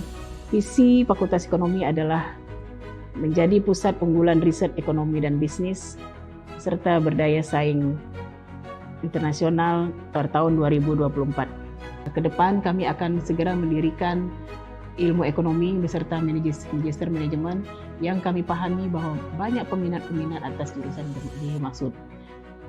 Fakultas Ekonomi atau FE Umrah terus berupaya menjadi fakultas ekonomi terkemuka yang memiliki keunggulan akademik dan profesional berbasis kemaritiman di Indonesia. Upaya tersebut telah menghasilkan ribuan alumni yang aktif berkontribusi di berbagai sektor perekonomian di Indonesia.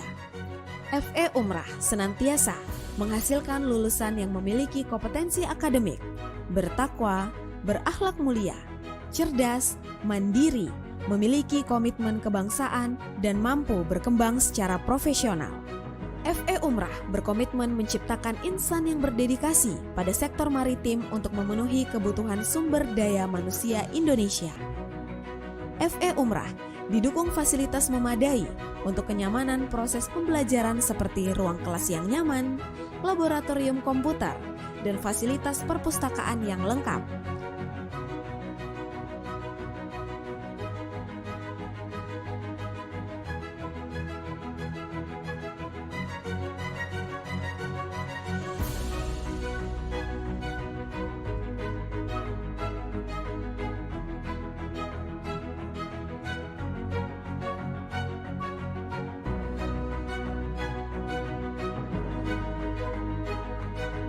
Kerjasama dengan perguruan tinggi sudah banyak juga kami lakukan, diantaranya perguruan tinggi negeri, Universitas Riau, Universitas Negeri Solo, maupun perguruan tinggi swasta yang ada di Kepulauan Riau. Dan ke depan kami juga akan melakukan kerjasama dengan Universitas Teknologi Malaysia UTM di Johor Bahru.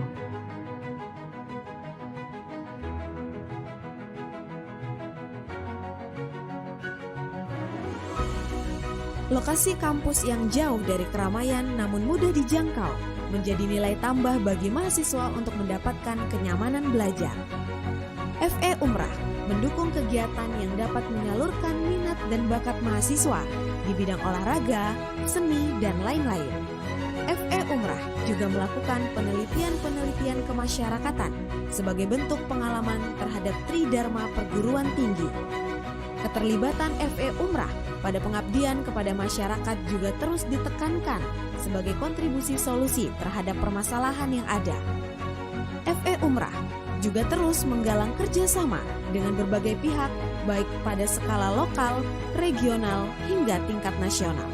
Untuk itu, FE Umrah akan terus berkembang bersama putra-putri bangsa, membangun Kepulauan Riau, membangun Indonesia, membangun sektor ekonomi maritim Indonesia sebagai poros maritim dunia.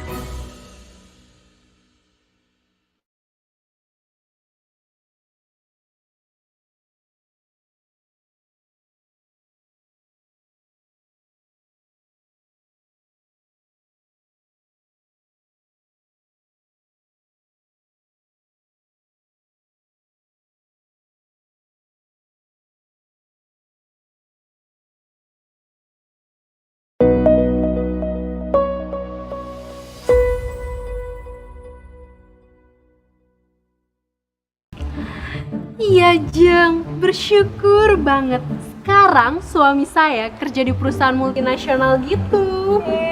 Bikin iri aja sih Jeng, makin banyak dong duitnya sekarang.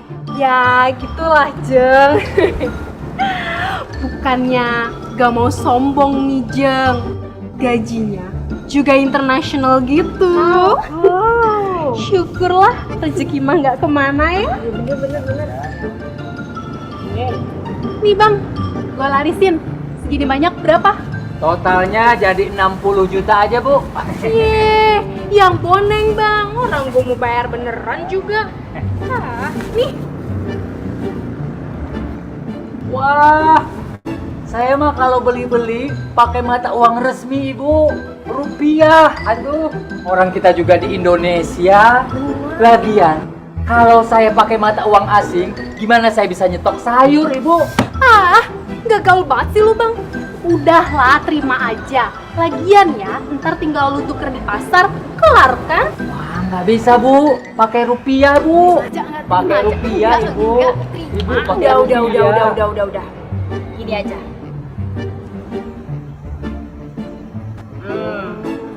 Ibu, belanjaan situ saya yang bayarin ya. Nah, ini baru bener.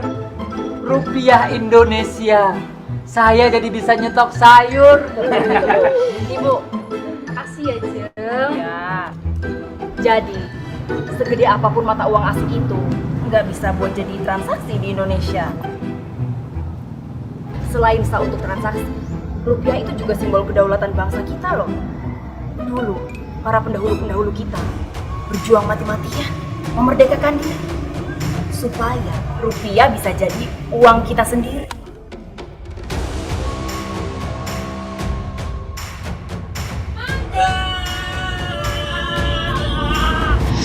Nah, kalau bukan kita yang bangga sama rupiah, siapa dong? Iya juga ya. Kenapa suami gue nggak ngasih rupiah aja sih? Kan jadi susah gue mau belanja sayur doang. Dan bisa dipakai di mana-mana kan, Bu ya? Betul. Dari Sabang sampai Merauke, dari desa sampai kota, semua orang bisa transaksi pakai rupiah. Semua orang percaya rupiah. Semua orang bangga sama rupiah. Betul, Ibu. Saya gelisah tanpa rupiah.